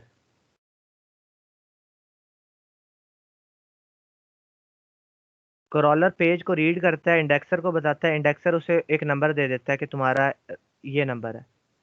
क्रॉलर ने रीड किया, उसने कहा डाटा हेल्थ की बेस पे है, इंडेक्सर ने हेल्थ वाली जगह पे उसे इंडेक्स करवा दिया। ये सर्च इंजन ऑप्टिमाइजेशन के 2 रोबोट्स कह लें, 2 एल्गोरिथम कह रहे, क्रॉलर और इंडेक्सर। ये क्रॉलिंग होती है और इंडेक्सिंग होती है। तो जैसे ही क्रॉलर आपके इस वेब पेज को रीड करता है, वो देखता है मेटा के टैग्स लगे हुए हैं, इन्फॉर्मेशन है, मतलब कि आपने इन्फॉर्मेशन बताई हुई है, तो क्रॉलर को पहचानने में आसानी होती है कि ये वेबसाइट हेल्थ के बेस पे है। तो वो इंडेक्सर को बताता है कि हेल्थ के अंदर भी कैटेगरीज आ जाती हैं, हेयर फॉल पे है, फैट लॉस पे है, स्किन केयर पे है, किस पे है, उसके अंदर भी कैटेगरीज है, और स्किन केयर के अंदर भी कैटेगरीज आ जाती हैं कि नेचुरल है और ये तो फिर इसकी हायरार्की बनती जाती है जैसे भी हो। वो इंडेक्सर को बताता है, इंडेक्सर कहता है इसे 3 नंबर पे रख दो, रख देता है। फिर इंडेक्सर को ऐसी चीज़ें पता लगती रहती हैं। तो ये आपके पास क्रॉलर इंडेक्सर होते हैं, जो कि सर्च इंजन के 2 रोबोट्स हैं, ये 2 मुलाजिम कह लें, 2 बंदे रखे हुए हैं सर्च इंजन ने। अब सर्च इंजन जब ये वेबसाइट क्रॉल कर रहा होगा ना, क्रॉलर जो है, क्रॉलर देखेगा लिंक लगा हुआ है आपकी वेबसाइट का, वो आपकी वेबसाइट पे आएगा लिंक से, वो लिंक बाय लिंक ऐसे मूव करता जाता है, आगे आगे आगे आगे वेबसाइट पे फिरता रहता है पूरा पूरा दिन। आवारा है वो, ठीक है, ये दोनों आवारा गर्द हैं, ये फिरते रहते हैं आगे आगे वेबसाइट पे। तो वो आपकी वेबसाइट पे आएगा। फिर आप गए, ये मोहम्मद आजम की वेबसाइट थी, ये थी मोहम्मद उस्मान की। मोहम्मद उस्मान की वेबसाइट पे भी क्या था, लिंक लगा हुआ था, वो भी रेफर कर रहा था आपकी वेबसाइट को। क्रॉलर ने जब ये रीड किया, उसे लिंक मिला, वो वापस यहीं पे आया। तो क्रॉलर ने जब देखा कि ये ऐसी कोई वेबसाइट है, सर्च इंजन की नज़र में ये वेबसाइट अच्छी होगी, कि इतने ज़्यादा लोग इसे रेफर कर रहे हैं, इतने ज़्यादा लोग इसकी तरफ रेफर करवा रहे हैं, पहले तो क्रॉलर को फ़ायदा होगा, दूसरा फ़ायदा होगा विजिटर का, कि एक विजिटर आया, उसने लिंक पे क्लिक किया, वो यहाँ पे आ गया, जैसे विजिटर आया लिंक पे क्लिक किया, यहाँ पे आ गया। विजिटर्स भी आ रहे हैं, क्रॉलर भी देख रहे हैं, वो कह रहे हैं ये को बहुत ही अच्छी चीज़ है, तभी तो इतने लोग इसकी तरफ पॉइंट कर रहे हैं। वो गूगल को बताएगा, गूगल इसका रैंक बेहतर कर देगा, गूगल कहेगा यार ये तो बहुत अच्छी चीज़ है, तभी तो इतने लोग इसके तरफ इशारा कर रहे हैं कि ये चीज़ अच्छी है। मैंने आपको एग्जांपल भी दी थी कि अगर आप एक बाजार में जाओ और 10 लोग कह देना कि ये दुकान से अच्छी चीज़ मिलती है, तो आप उसी दुकान से चीज़ परचेज कर लोगे। तो जब 10 वेबसाइट्स कह दें कि इसका लिंक लगा दें कि अगर मोर इन्फॉर्मेशन यहाँ से हासिल करो, अगर हेल्थ के बारे में पढ़ना है यहाँ से पढ़ लो, लिंक लगा दें, विजिटर भी मूव हो रहे हैं, विजिटर भी आपके पेज पे आ रहे हैं, क्रॉलर भी देख रहा है, तो आपकी वेबसाइट का जो रैंक है वो इम्प्रूव होने लग जाएगा। ये होती है बैक लिंक, इसे लिंक बिल्डिंग कहते हैं। तो ये चीज़ें होती हैं, कुछ लोग लिंक बिल्ड करते हैं, कुछ ऑन पेज एसईओ करते हैं, फिर मिल मिला के छोटे छोटे सारे फैक्टर जब कंप्लीट हो जाते हैं, फिर एट द एंड क्या होता है, आपकी वेबसाइट का रैंक ऊपर होता है। गूगल ने अपने सारे हरबे नहीं बताए हुए कि किन किन चीज़ों पे मैं ऊपर लेके आता हूँ। गूगल कहता है मैं पता नहीं कितनी हजार चीज़ें टेस्ट करता हूँ, उसके बाद मैं किसी वेबसाइट को रैंक करवाता हूँ, और वो गूगल कभी भी नहीं बताता सारी की सारी। गूगल ने ये कह दिया कंटेंट यूनिक रखो, किसी का कंटेंट कॉपी नहीं करना, वेबसाइट को ऑप्टिमाइज करो, वेबसाइट को यूज़र फ्रेंडली बनाओ, वेबसाइट को सर्च इंजन फ्रेंडली बनाओ। सारी चीज़ें कर करा के जब उसकी सारा होता है, फिर वेबसाइट ऊपर आने लग जाती है। ये कुछ ऐसी चीज़ें हैं जो जेनेरिक हैं। फिर ये लिंक बिल्ड करने की ना, ये जो लिंक मैंने आपको बिल्ड करके यहाँ पे दिखाया था, इसकी फिर आगे बहुत तरीके कार हैं, काफ़ी ज़्यादा। वो फिर जो सर्च इंजन ऑप्टिमाइजेशन एक्सपर्ट होते हैं उन्हें ही पता होते हैं क्या क्या है। आप डायरेक्टरी सबमिशन करते हो, आप गेस्ट पोस्टिंग करवाते हो, बहुत ज़्यादा तरीके हैं, उनकी मदद से फिर आपके लिंक जो है वो बिल्ड होने लग जाते हैं। तो ये आपके पास एक चीज़ थी, ठीक है। तो ये चीज़ है, और उसके बाद सर्च इंजन की समझ आ गई है। दूसरी दफ़ा मैंने एक्सप्लेन किया सर्च इंजन ऑप्टिमाइजेशन, जब मेटा के टैग्स पढ़े थे तब भी मैंने आपको एक्सप्लेन किया था, और आज दोबारा किया। यस सर, याद आ गया जब आपने दोबारा किया ना। जी, तो आप फिर एंड पे कहिएगा महीने बाद सर आज फिर करेंगे ताकि हमें याद आए, फिर करूँगा फिर आप भूल जाएंगे। तो याद रखनी है चीज़ें, भूलनी नहीं होती, याद रखनी होती है। आंदा नहीं बोलेंगे। अच्छा सर अच्छा, फिर साथ ये ही गूगल की जी सर जी ये जो गूगल की फिर रिक्वायरमेंट्स हैं इसके लिए ना, रैंक बढ़ाने के लिए, ये तो फिर एसईओ एक्सपर्ट्स को तो पता ही होंगी सारी। हाँ, उन्हें तो सारी पता। नहीं, सारी की सारी उन्हें भी नहीं पता, क्योंकि सारी गूगल ने एक्सपोज ही नहीं की, क्योंकि वो काफ़ी हज़ारों हैं। मैंने हज़ारों थोड़ी डिस्कस किए हैं, मैंने तो 5-10 डिस्कस किए होंगे। ठीक है, तो इनके हज़ारों फैक्टर्स होते हैं। गूगल कभी भी अपनी सारी पॉलिसी नहीं बताता। अगर फाइवर आपको बता दे कि मैं इस बेस पे गिग को रैंक करता हूँ, ऊपर लेके आता हूँ, तो हर बंदे का गिग रैंक ना हो जाए। इसी तरह सर्च इंजन ऑप्टिम ये गूगल बता दे तो हर बंदा अपनी वेबसाइट पे वही चीज़ें करने लग जाए। गूगल ने जनरल चीज़ें बताई हैं, उसके अलावा भी गूगल चीज़ें चेक करता है। गूगल के लिए आपको साइट मैप भी होना चाहिए, आपकी वेबसाइट का साइट मैप भी बना होना चाहिए। रोबोट्स डॉट टी की फाइल बनी होनी चाहिए। वो फिर बहुत टेक्निकलिटीज होती हैं अंदर की अंदर। ये चीज़ें कुछ गूगल ने बताई हैं, कुछ लोगों ने एक्सपेरिमेंट से जज की हैं। उन्होंने चीज़ें चेंज की तो गूगल ने अच्छा रिजल्ट दिया, उन्होंने ऐसे जज की हैं।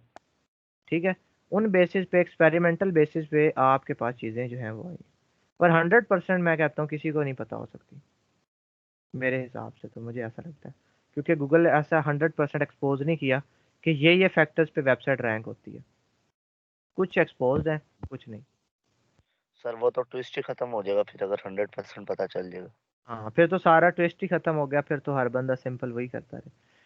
तो गूगल ने ऐसा नहीं किया हुआ, बस जो मेजर फैक्टर्स हैं वो पूरे करें तो वेबसाइट ऊपर आती है, बिल्कुल अच्छा कंटेंट लिख के आती है, हो ही नहीं सकता ना आए। ठीक है। अच्छा, इसके साथ साथ हमने अभी एंड नहीं किया कि हम बस आज इतना ही पढ़ना है, आज हमने कुछ और भी पढ़ना है फ्रीलांसिंग के बारे में। मैं आपके साथ जस्ट स्लाइड शेयर करता हूँ। अगर ब्रेक करनी है तो 7 मिनट की ब्रेक कर सकते हैं 11 बजे, या अगर कहते हैं कि सर एक ही दफ़ा पढ़ा दें इकट्ठी ब्रेक करेंगे, तो जैसे कहते हैं वैसे कर लेते हैं। सर कर लेते हैं ब्रेक साथ में। जी अच्छा, ऐसे स्टूडेंट जो कहते हैं कि 5-7 मिनट की ब्रेक कर लें, वो हैंड रेज करें।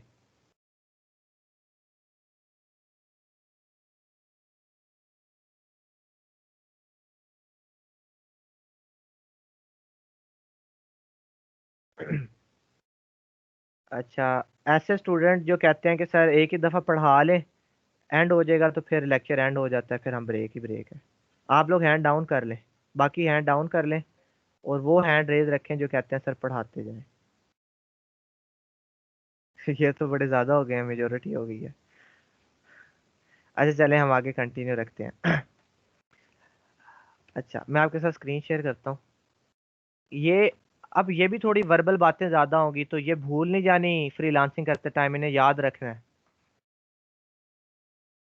ठीक है। अच्छा जी, स्क्रीन शो हो रही है आपके पास? Yes sir. Yes sir. अच्छा, हमें पता लग गया जी फ्रीलांसिंग को कैसे शुरू करना है, फील्ड्स कौन कौन सी होती है फ्रीलांसिंग में, कैसे कैसे कर सकते हैं, क्या क्या कर सकते हैं, कौन कौन से प्लेटफॉर्म्स हैं, सारा पता लग गया।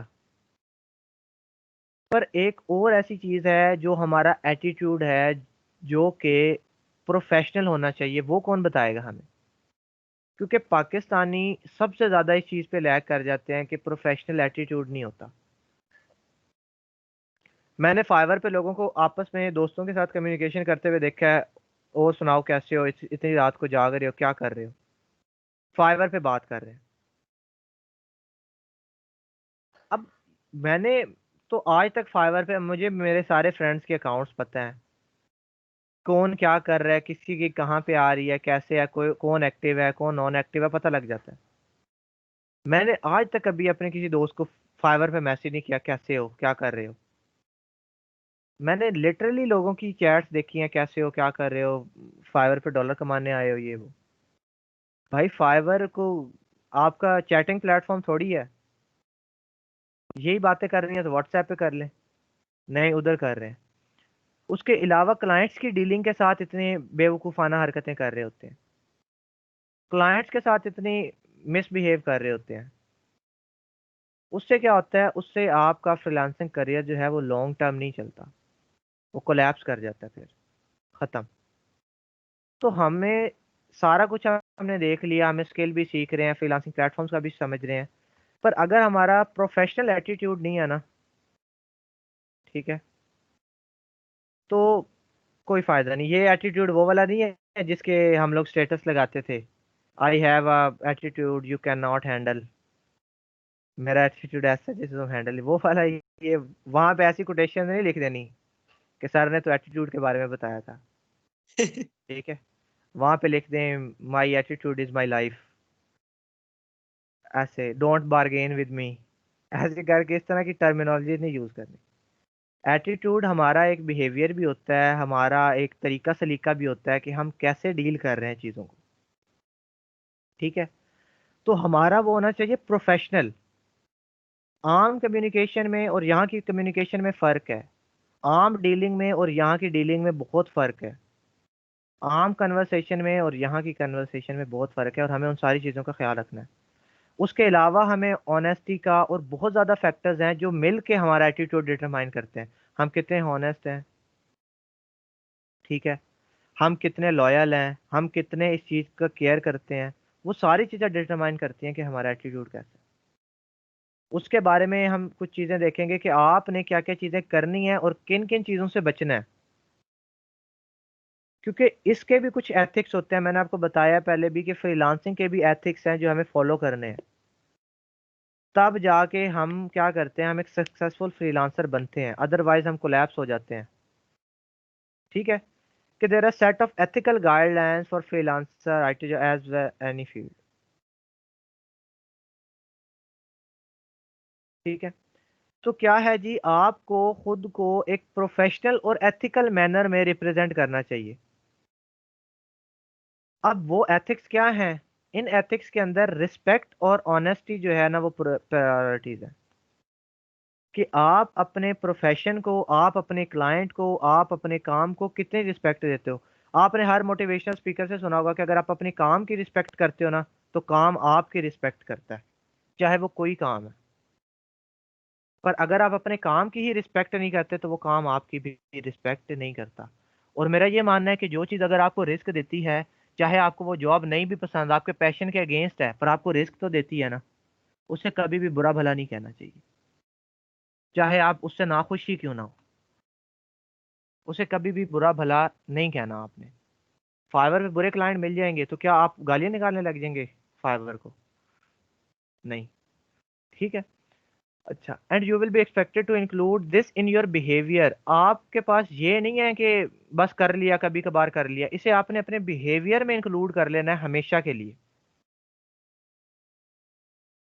मैं, यकीन माने, मैं आपको अगर पर्सनल एग्जांपल दूं ना, तो मैं एक दफ़ा अपने एक क्लाइंट से लड़ भी पड़ा हूँ, हालांकि, और मुझे भी रियलाइज होता कि मेरी इतनी बड़ी बेवकूफ़ी थी, इतनी बड़ी गलती थी।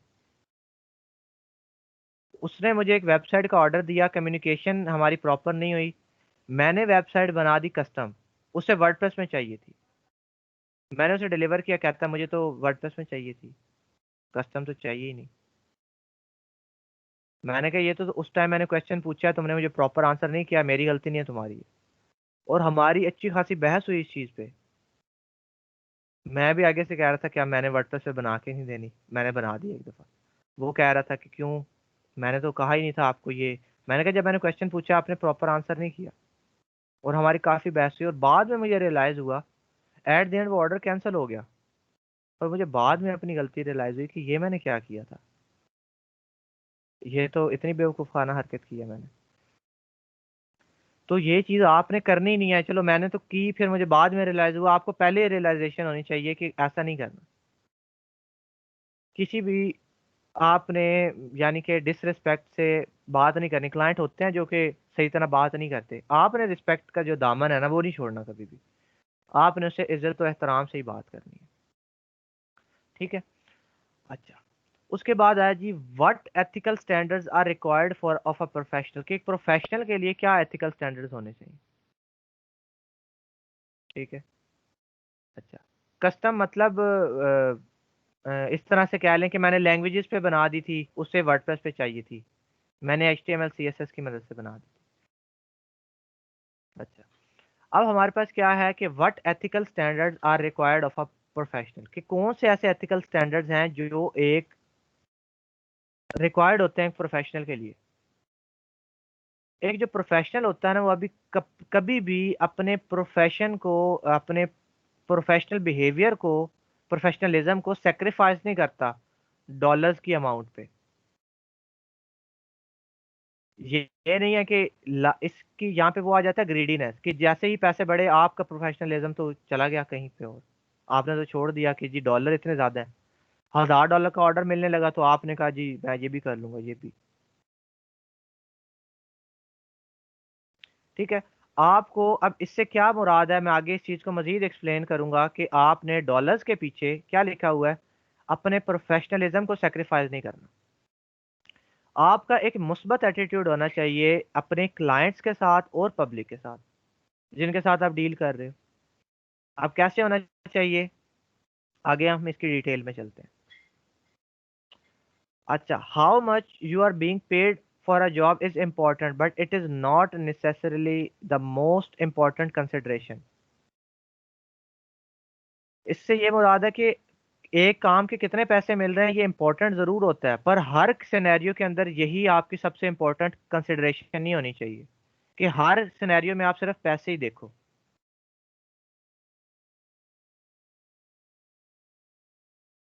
अब आपने इन एथिकल गाइडलाइंस में हमारी इस्लामिक गाइडलाइंस भी आ जाएंगी जो कि हमें फ्रीलांसिंग प्लेटफॉर्म पे जाके फॉलो करनी है, उन्हें भूल नहीं जाना पैसे के पीछे, क्योंकि इस्लाम भी तो हमें कुछ चीज़ों से इजाज़त देता है, कुछ चीज़ों से रोकता है। ठीक है, तो हमने उस तरह की चीज़ें भी नहीं करनी। किस तरह से, अब मैं आपको एग्जांपल देता हूँ। अगर आपके पास कोई ऐसा क्लाइंट आ जाता है जो आपसे कोई इलीगल चीज़ बनवाना चाहता है, किस तरह की, वो चाहता है जैसे, अब वो चाहता है कि आप उसे ऐसा कर दो, कुछ शराब की वेबसाइट खोल के दे दो, विस्की का कोई ब्रांड है उसका वो खोल के दे दो, वेबसाइट बना के दे दो। उसकी भी तो वेबसाइट्स होती हैं। तो तब आप क्या करो, वो आपको कहता है $500 दूंगा बना दो, तो तब आपको क्या चूज करना चाहिए, अपना प्रोफेशनलिज्म, इस्लाम या $500? इस्लाम। और दीन पर। ठीक है, और आ जाते हैं वो कहते हैं हमें डेटिंग वेबसाइट बना के दे दो, तब क्या चूज करना चाहिए? होती हैं इस्लाम। ऐसी, चल रही हैं वेबसाइट। तो ये एथिकल बिहेवियर का यही मतलब है कि आप अपने इस्लामिक वैल्यूज को कभी भी ना लूज करो किसी गलत चीज पे। और अगर मैं गलत की एग्जांपल देने आऊं तो मैं हजारों एग्जांपल जो हैं वो रख सकता हूं। आप लोग भी आकिल बालिग हैं, अक्लमंद हैं, आपको पता है किस किस तरह की चीजों से हमें बचना है, इस्लाम हमें किस किस चीज से मना फरमाता है।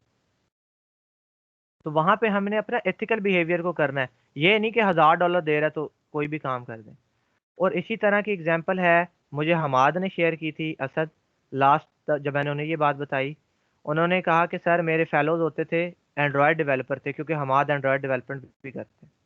ठीक है, हमाद मेरे पिछले बैच के स्टूडेंट थे। ठीक है, उन्होंने कहा कि सर मेरे 2 फेलोज होते थे, उन्हें एक प्रोजेक्ट मिला इसी तरह का कोई डेटिंग एप्लीकेशन बनानी थी एंड्रॉयड पे। उन्होंने वो चीज़ रिजेक्ट कर दी कि हमने नहीं बनानी।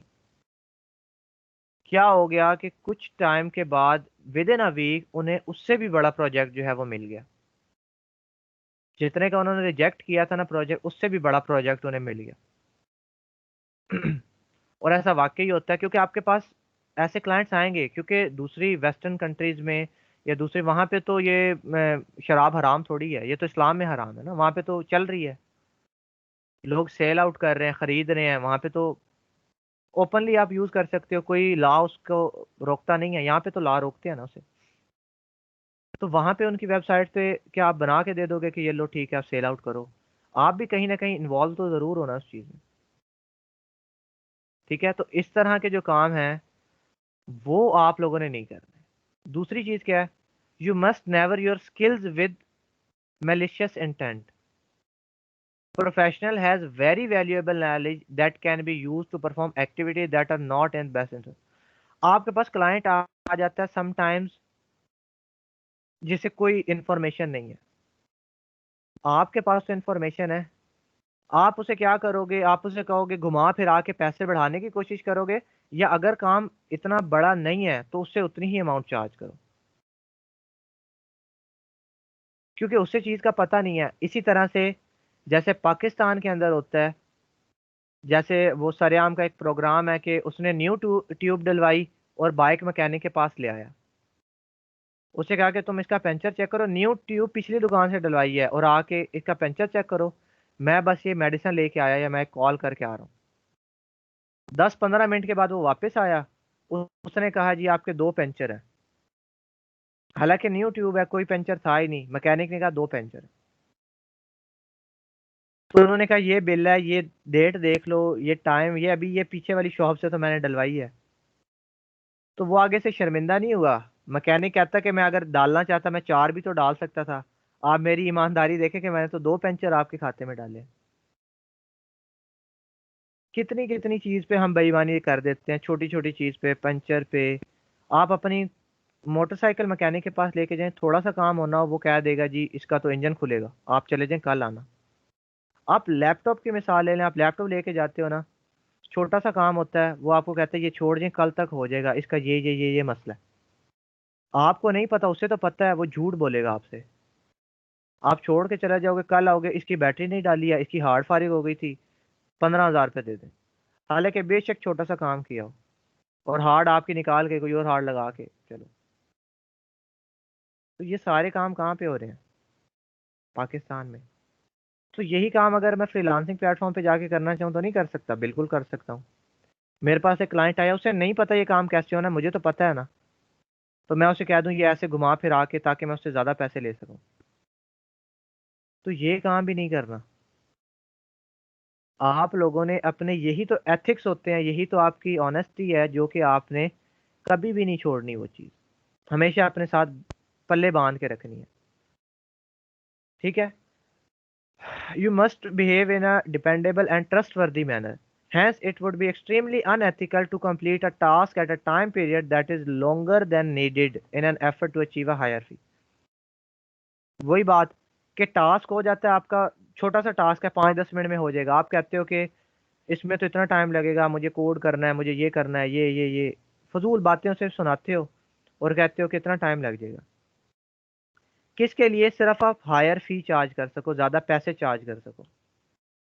तो ये काम भी नहीं करना, ये हमारे एथिक्स के अगेंस्ट है चीज़। ठीक है? उसके अलावा लोगों के रिसोर्सेज चोरी नहीं कर लेने। कल को आपको लोग अपने, उन्हें नहीं पता होगा, आपको होस्टिंग की एक्सेस दे देंगे, अपने डाटा की एक्सेस दे देंगे, तो आपने उनके प्लगइन्स, उनकी थीम्स चोरी नहीं कर लेनी कि चलो मिल गई तो चोरी कर ले। तो ये सारे हमारे एथिकल बिहेवियर में ही है। कोई फिजिकल चीज चोरी करना या डिजिटल चीज चोरी करना, चोरी तो चोरी ही रहेगी ना, चाहे डिजिटल कर रहे हैं चाहे आप फिजिकल कर रहे हैं, चाहे आप डिजिटली धोखा दे रहे हैं चाहे आप लोकली धोखा दे रहे हैं, धोखा तो धोखा ही रहेगा। कोई बात नहीं, वो आपको ज्यादा पैसे दे के चला जाता है। इसमें एक बड़ा नुकसान ये भी है, कैसे कोलैप्स करती है मैं आपको बताता हूँ। आप उसे एक काम मिस गाइड करके ज्यादा पैसे चार्ज करके दे देते हो, आगे वो जाता है, कल को उसे एक्चुअल रीजन पता लग जाती है, या कोई और इंसान उसे सही गाइड कर देता है कि ये काम तो इतना सा था, तो क्या वो बायर पलट के आपके पास वापस आएगा कभी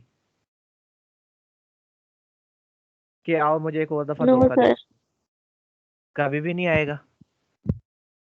तो आपने एक दफा $10-20 के पीछे अपना एक लॉन्ग टर्म क्लाइंट खो दिया। क्या पता उस एक काम अगर आप ठीक करते तो अगला ऑर्डर वो आपको उससे भी बड़ा देता, आपकी ऑनेस्टी से खुश होके, इसने मुझे सही गाइड किया। और सम टाइम तो क्लाइंट्स चेक कर लेते हैं, उन्हें पता होता है, वो तो आपसे पूछते हैं कि बताओ कैसे होगा, थोड़ा सा आप उसे मिसगाइड करते हो, वो आपके पास आता ही नहीं है।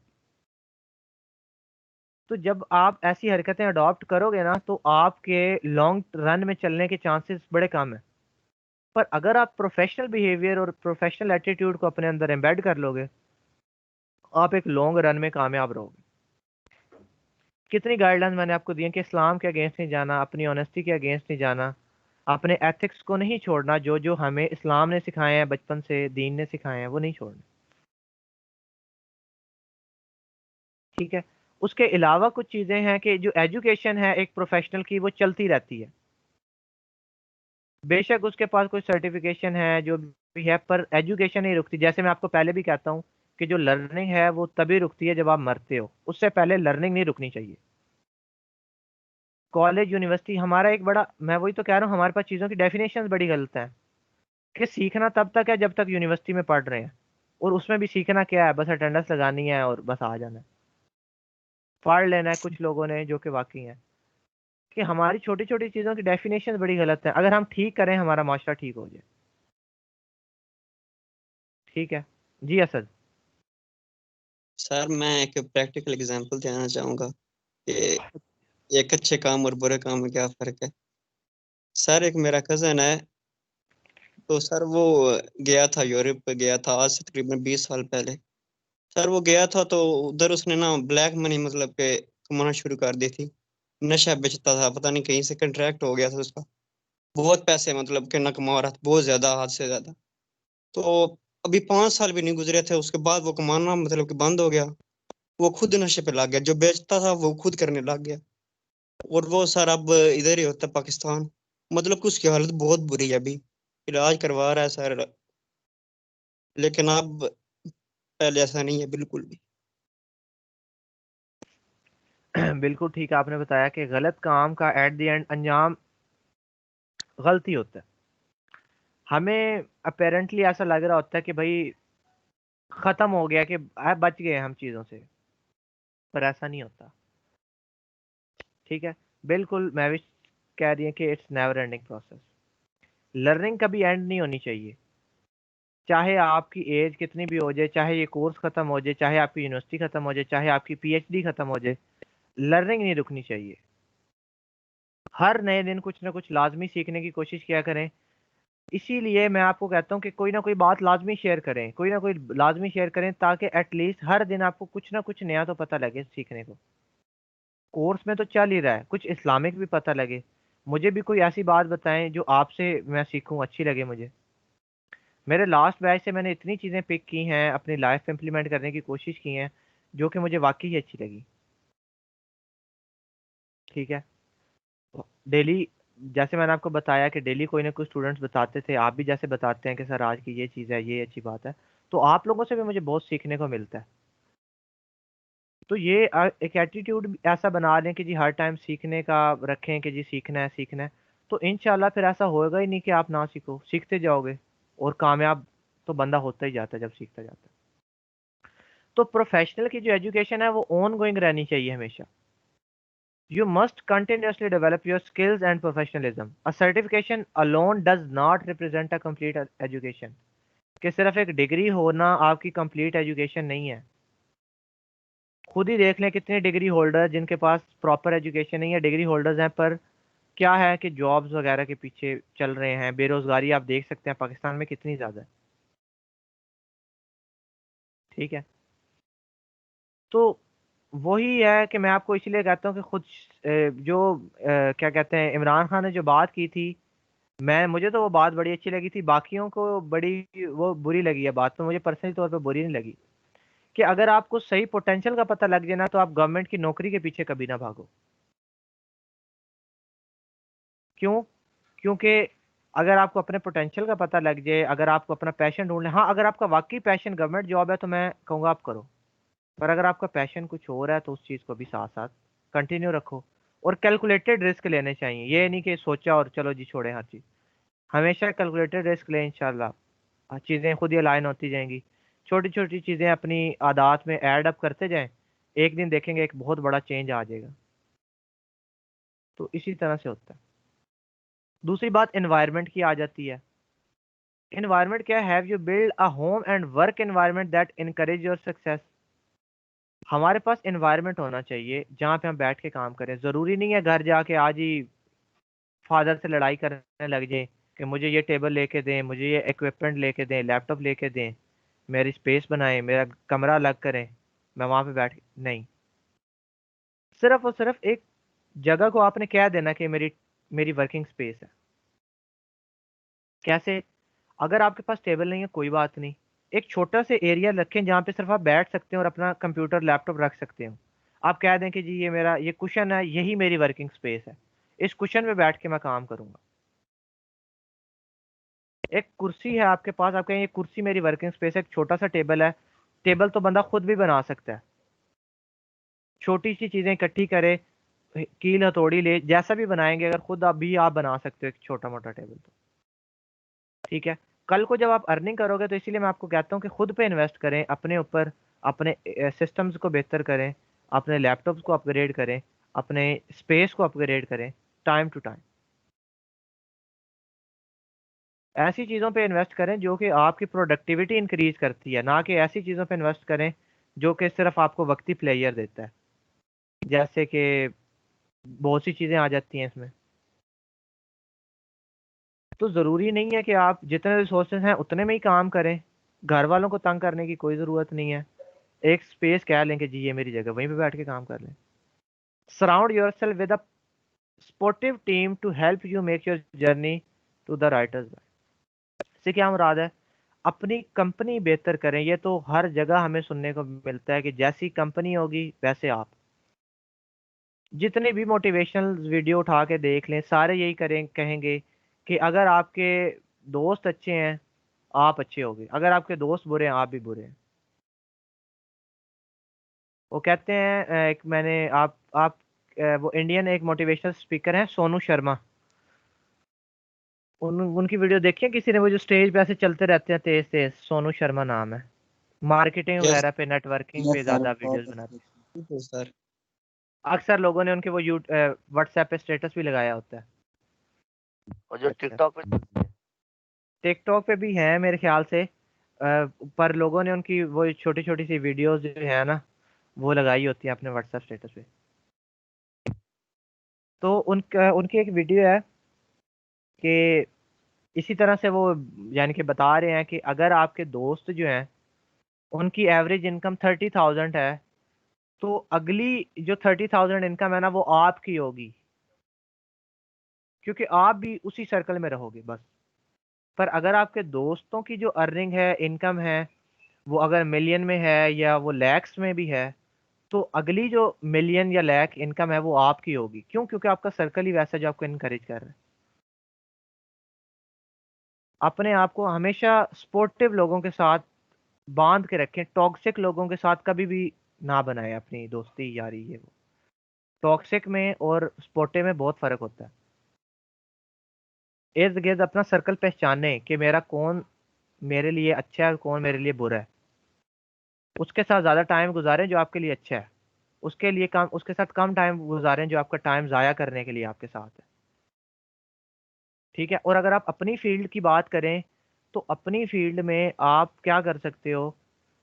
आप ऐसी कम्युनिटी ज्वाइन कर सकते हो, फेसबुक पे, यहाँ वहाँ, इंस्टाग्राम पे, ट्विटर पे, लिंक्डइन पे। आप ऐसी वेबसाइट्स को फॉलो कर सकते हो, आप ऐसे यूट्यूब चैनल को फॉलो कर सकते हो जो कि आपकी फील्ड के हैं। अब आप लोगों ने किसे फॉलो किया हुआ है? डक्की भाई को, ठीक है। उसके अलावा किसे फॉलो किया हुआ है? गेमिंग चैनल को। ये फॉलोअर्स हैं, आपने उनको फॉलोअर्स दिए हुए हैं। अगर आपसे मैं पूछूं कि आपने टेक की फील्ड से कितने लोगों को फॉलो किया हुआ है, तो आप कहेंगे सर बमुश्किल एक आधा, वो भी बमुश्किल। पर क्या है जी, फॉलो किया हुआ है जी इन लोगों को जो कि बस गालियां दे रहे हैं, मजाक कर रहे हैं। कभी कभी माइंड फ्रेश करने के लिए बंदे को थोड़ा टाइम कोई प्रैंक देख लेता है, कोई वीडियो देख लेता है, कोई एनिमेटेड चीज देख लेता है, कोई फनी चीज देख लेता है, देखें कोई मजायका नहीं है। पर अगर हर टाइम ही वो देख रहे हैं तब वो चीज गलत हो जाती है फिर। तो अपनी कंपनी ऐसी करें, आपका जब कंपनी अच्छी हो गई तो ऑब्वियस ही बात है आपकी एजुकेशन ग्रो करने लग गई। हर बंदा आपको एक अच्छी बात बताएगा, आपकी एजुकेशन ग्रो होगी। कम्युनिटी ऐसी है, वीडियो ऐसी देखेंगे, आपकी एजुकेशन ग्रो करने लगी। और इसमें भी थोड़े ऑथेंटिक चीज़ों को ज्वाइन करने की कोशिश करें। वो हकीकत टीवी जैसे वो जो मार देते हैं, व्हाट्सएप तबाह करने की तरफ जा रहा है, व्हाट्सएप ब्लास्ट हो जाएगा फ़ोन आपका, ऐसी चीज़ों को नहीं फॉलो कर लेना कि सर आपने तो कहा था कि टेक को फॉलो करें, अब हमने हकीकत टीवी को फॉलो कर लिया। ठीक है। तो उसमें भी कोई ऑथेंटिक बंदे ढूंढे ना जो कि अच्छी आपके जो न्यूज़ देंगे वो ऑथेंटिक देंगे। ऐसे चैनल ढूंढें, ऐसे ब्लॉग्स ढूंढें जो ऑथेंटिक न्यूज़ देते हैं, उन्हें रीड आउट करें। हाँ, जब थोड़ा थोड़ा दिल करे तो आप थोड़ा बहुत कोई और चीज़ देख सकते हो, मना नहीं है, पर बाकी चीज़ों में भी करें ना। स्पोर्टिव टीम फेसबुक पे ढूंढें, फ्रीलांसिंग के ग्रुप्स ज्वाइन करें। इतनी नई नई चीज़ें हैं जो फ्रीलांसिंग के ग्रुप से आपको मिल जाती हैं, अपने स्किल के ग्रुप से आपको मिल जाती हैं। वर्डप्रेस पे ग्रुप्स हैं, HTML पे, CSS पे, जावास्क्रिप्ट पे ग्रुप्स हैं, फ्रीलांसिंग पे ग्रुप हैं, फाइवर पे ग्रुप है, अपर पे ग्रुप है, जेनेरिक ग्रुप्स हैं, SEO पे ग्रुप्स हैं। ठीक है, कैसे आपको पता लगेगी? सिर्फ आपने ज्वाइन करके उनकी पोस्ट रीड कर लेनी है। जब हम लोगों ने अमेजोन स्टार्ट किया था, तो मैं आपको एक अपना बिहेवियर बताता हूँ कि जो मैं वीडियो देखता था ना, फिर मैं फेसबुक पे वो कीवर्ड सर्च करके उस पर पोस्ट पढ़ता था कि लोग क्या कह रहे हैं उसके बारे में। ठीक है, ये एक्सट्रीम कॉमर्स वगैरह, ये जो बड़े बड़े ग्रुप हैं साकिब अजहर वगैरह के, एनेबलर्स वगैरह के, इन पे जाएं। यहाँ पे लोगों ने इतने अपने एक्सपीरियंस शेयर किए होते हैं कि मैंने इस तरीके से प्रोडक्ट ढूंढी, इस तरीके से प्रोडक्ट ढूंढी, इस तरीके से हमने ये किया, इस तरीके से हमने फाइवर पे ये काम किया, ये किया, ये मना है, ये नहीं करना है। ऐसे इतनी गाइडलाइंस आपको मिल जाएंगी कि आपकी एजुकेशन खुद ही बढ़ने लग जाएगी और आपका जो एरिया है वो वास्ट होने लग जाएगा। अगला पॉइंट भी वही है, हैव द राइट एसोसिएशन। अपने इर्द गिर्द एनवायरनमेंट अच्छा कर लें, तो अपने आप को लोगों से ऐसे एसोसिएट करें जो अच्छे हैं, आपकी फील्ड से रिलेटेड हैं, आपको एजुकेशन दे सकते हैं। तो आपकी एजुकेशन का ग्राफ ऐसे ऊपर की तरफ ही जाएगा और आप काफ़ी कुछ सीखोगे। पर अगर आपके दोस्त ही वो हैं कि आज नारायण का खान चलते हैं, बर्फबारी होने लग गई है, शाम हो गई है, पबजी खेलते हैं, आज रात हो गई है, चलो टिकटॉक देखते हैं, टिकटॉक बनाते हैं। देखिए, मजायका नहीं है टिकटॉक देखने में, बनाने में, पबजी खेलने में, या पबजी की वीडियो रिकॉर्ड करने में, कुछ भी। पर उसके साथ साथ हर टाइम ही अगर आप उस कम्युनिटी में है ना, तो वो आपको कहीं ना कहीं नुकसान देगी। थोड़ी सी देर के लिए खेल लेनी चाहिए, गेम खेल ली, को टिकटॉक देख ली, को वीडियो देख ली, पर साथ साथ right association is most important thing, कि आपके इर्द गिर्द अच्छे लोग हैं। ठीक है, वही चीज़ है कि अपने लोगों के एटीट्यूड की तरफ देखें, अपने फ्रेंड्स के एटीट्यूड की तरफ देखें, बिल्कुल ऐसे ही है। अच्छा, मैं आपके साथ एक चीज़ शेयर करता हूँ कि मैंने एक वीडियो देखी, उसमें एक काफ़ी ज़्यादा ना बतखें हैं उस वीडियो में, शायद आप लोगों ने भी देखी हो। काफ़ी पहले मैंने एक वीडियो देखी, काफ़ी ज़्यादा बतखें हैं, उनमें एक मुर्गी भी होती है। पर मुर्गी, आपको पता है कि जो बतख होती है वो छोटे छोटे कदम उठा के चलती है, ऐसे छोटे छोटे से कदम उठा के चलती है, उसकी अपनी एक चाल होती है।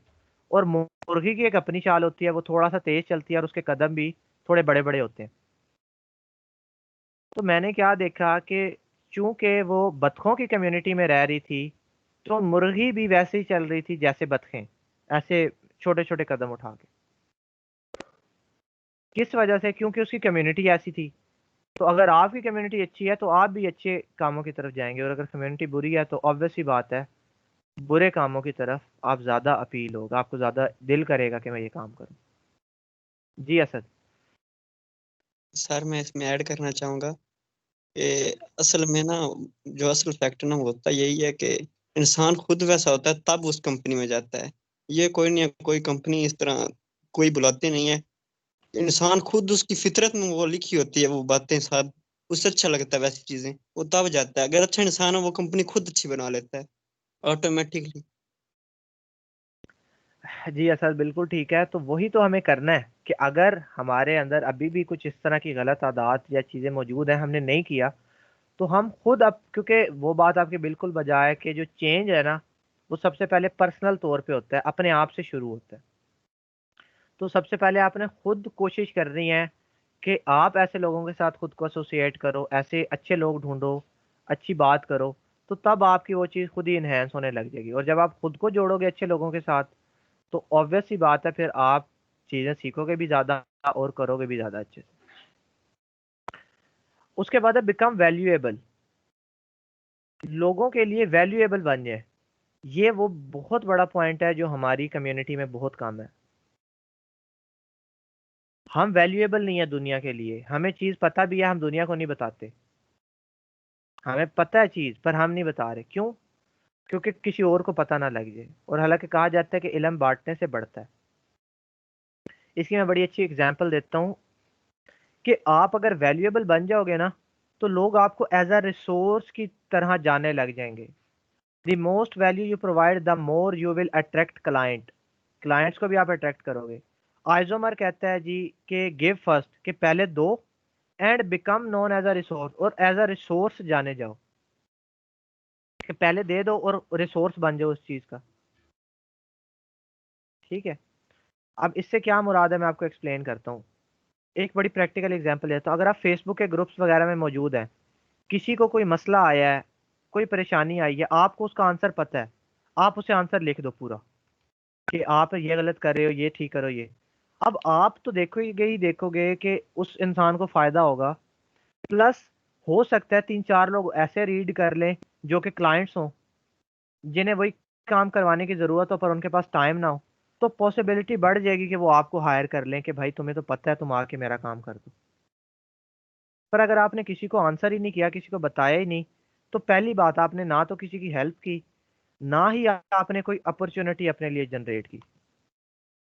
क्योंकि आपका एक कमेंट आपके लिए एक अपॉर्चुनिटी बना रहा है। जब आपने कमेंट किया, आपने बताया, तो आप वाकई जो अपॉर्चुनिटी ठीक थी।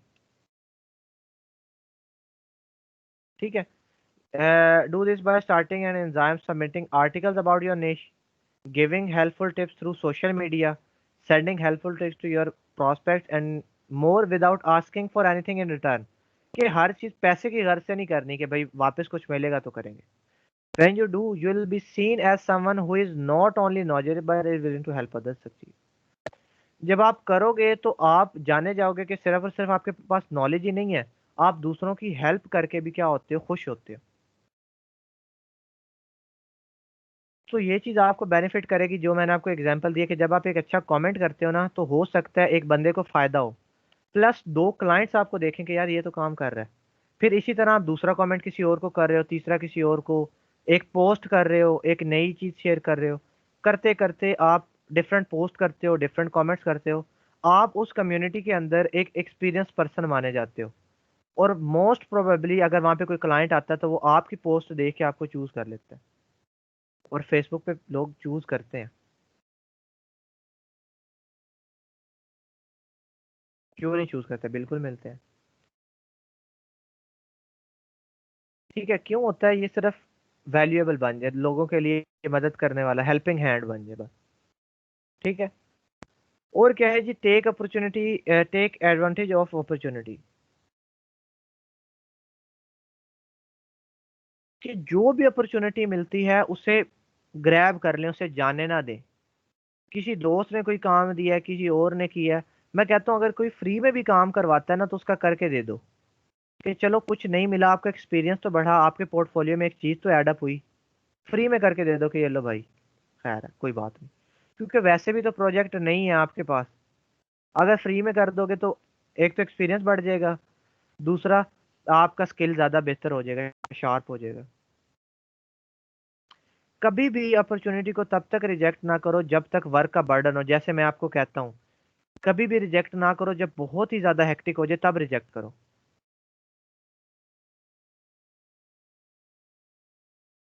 और लास्टली वही बात है कि फाइंड करो different ways of earning and implement it. Different earning के तरीके ढूंढो और इम्प्लीमेंट करो। और बहुत बेतहाशा तरीके हैं अर्निंग के, ऑनलाइन पैसा कमाने के। लीगल तरीके बेतहाशा हैं, जहाँ पे स्कैम बेतहाशा है वहां पे लीगल तरीके भी बेतहाशा है, मैं आपको बता रहा हूं। सिर्फ आपने ढूंढना है अपॉर्चुनिटी को। मैं इसलिए कहता हूँ कभी भी इग्नोर पे ना जाएं, उसे करने की कोशिश करें। इनकार तो करना ही नहीं है ना, इनकार क्यों करना है, टाइम भी है, गुजार भी सकते हो, मेहनत पे गुजार लो। मैं रिकॉर्डिंग